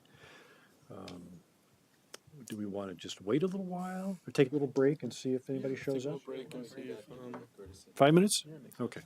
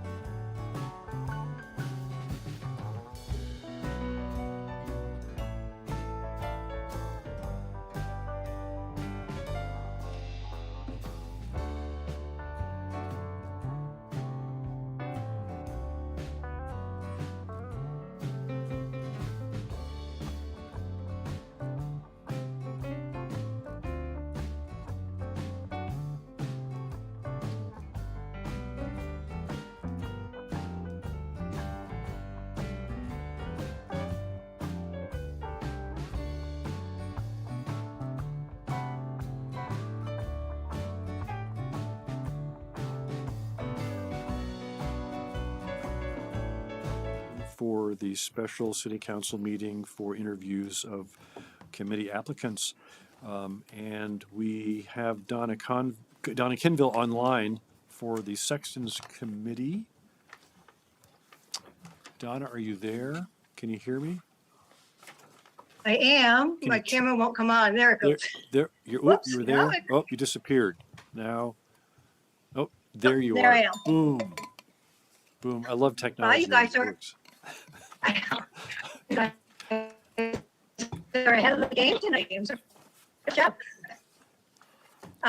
Yeah, so I'm applying for the Sextons.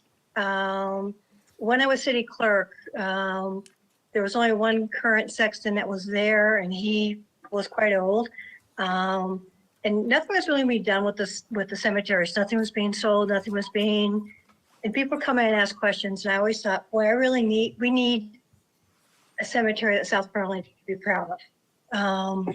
And so I kind of got involved that way. So it took some talk.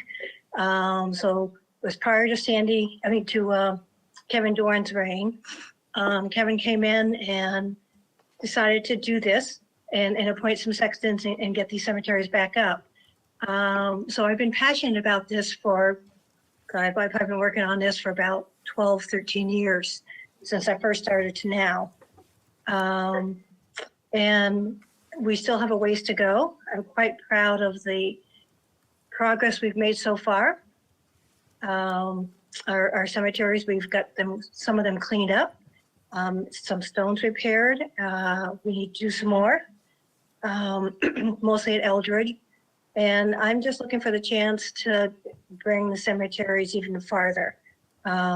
We presented just a couple weeks ago to the council, and I would really like to stay on and continue my term to hopefully get some of those projects completed.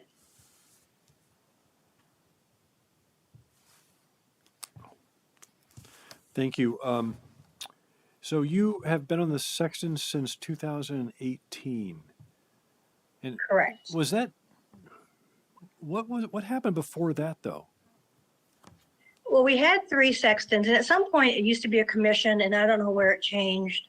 Back with Charlotte Marsh, many years ago, was a commissioner. But we had 3 sextons: Sonny Audette, Bill Szymanski, and the fire chief, and they were all slowly dying off. All we had left was Bill Szymanski. And so really nothing got done. The highway does a great job of going in and cleaning and mowing as it's appropriate, and they do a great job on that. But other than that, really nothing was done with the cemeteries. There were no sales, there was no cleanings, there was no repairs. They were just there. Yep. And so that's how come I kind of got involved and said we need to do more than that. And we've sold, I think when you were before us, we've sold 8 plots in the last 2 years. Was that what I heard? Probably 8 to 10, somewhere like that. Yeah. Yeah. I don't have the exact figures in front of me, but yeah. Okay. So, council have any questions at all? No? Nothing? Okay. Well, Thrilled at all the, say again? I'm thrilled at all the excitement about working on the cemetery. The enthusiasm for being a is sexton. wonderful. Yes. Yes, I am too, because it's important work, and they're gonna eventually, the Shelburne Road one's gonna be all spruced up, and yes. Yeah. Is there anything else you want to tell us? No, just I hope to continue on being able to get some of these projects that we want. The biggest one, I think, is being able to do what we call the inventory of the cemeteries, being able to plot it all out and figure out who's actually buried in there and what lots we've sold that are still open, and kind of impose them upon each other. So we get a really great idea. Right now it's kind of data's in different spots. I really want to be able to bring that all together in one location. So that's my biggest project that I want to see completed. Okay, that sounds like a good goal. Well, I don't have any questions for you, so thank you for applying, and we will talk to you soon and let you know. Okay, I appreciate that. Have a good evening. Thank you. You too. Thank you. So that's our list for the evening. Our agenda says that we are going to consider going into executive session for the purpose of discussing the appointments. Do we have a motion for that? Maybe pass this motion on. Oh, I move that the city council enter into executive session under 1V.S.A.13A3 for the purpose of discussing the appointment of public officers, inviting Jesse Baker into the session with the council for the discussion. we have a motion. We have a second. A second. Motion and a second. Is there any discussion? All those in favor? Can I, Oh, I have a quick clarification.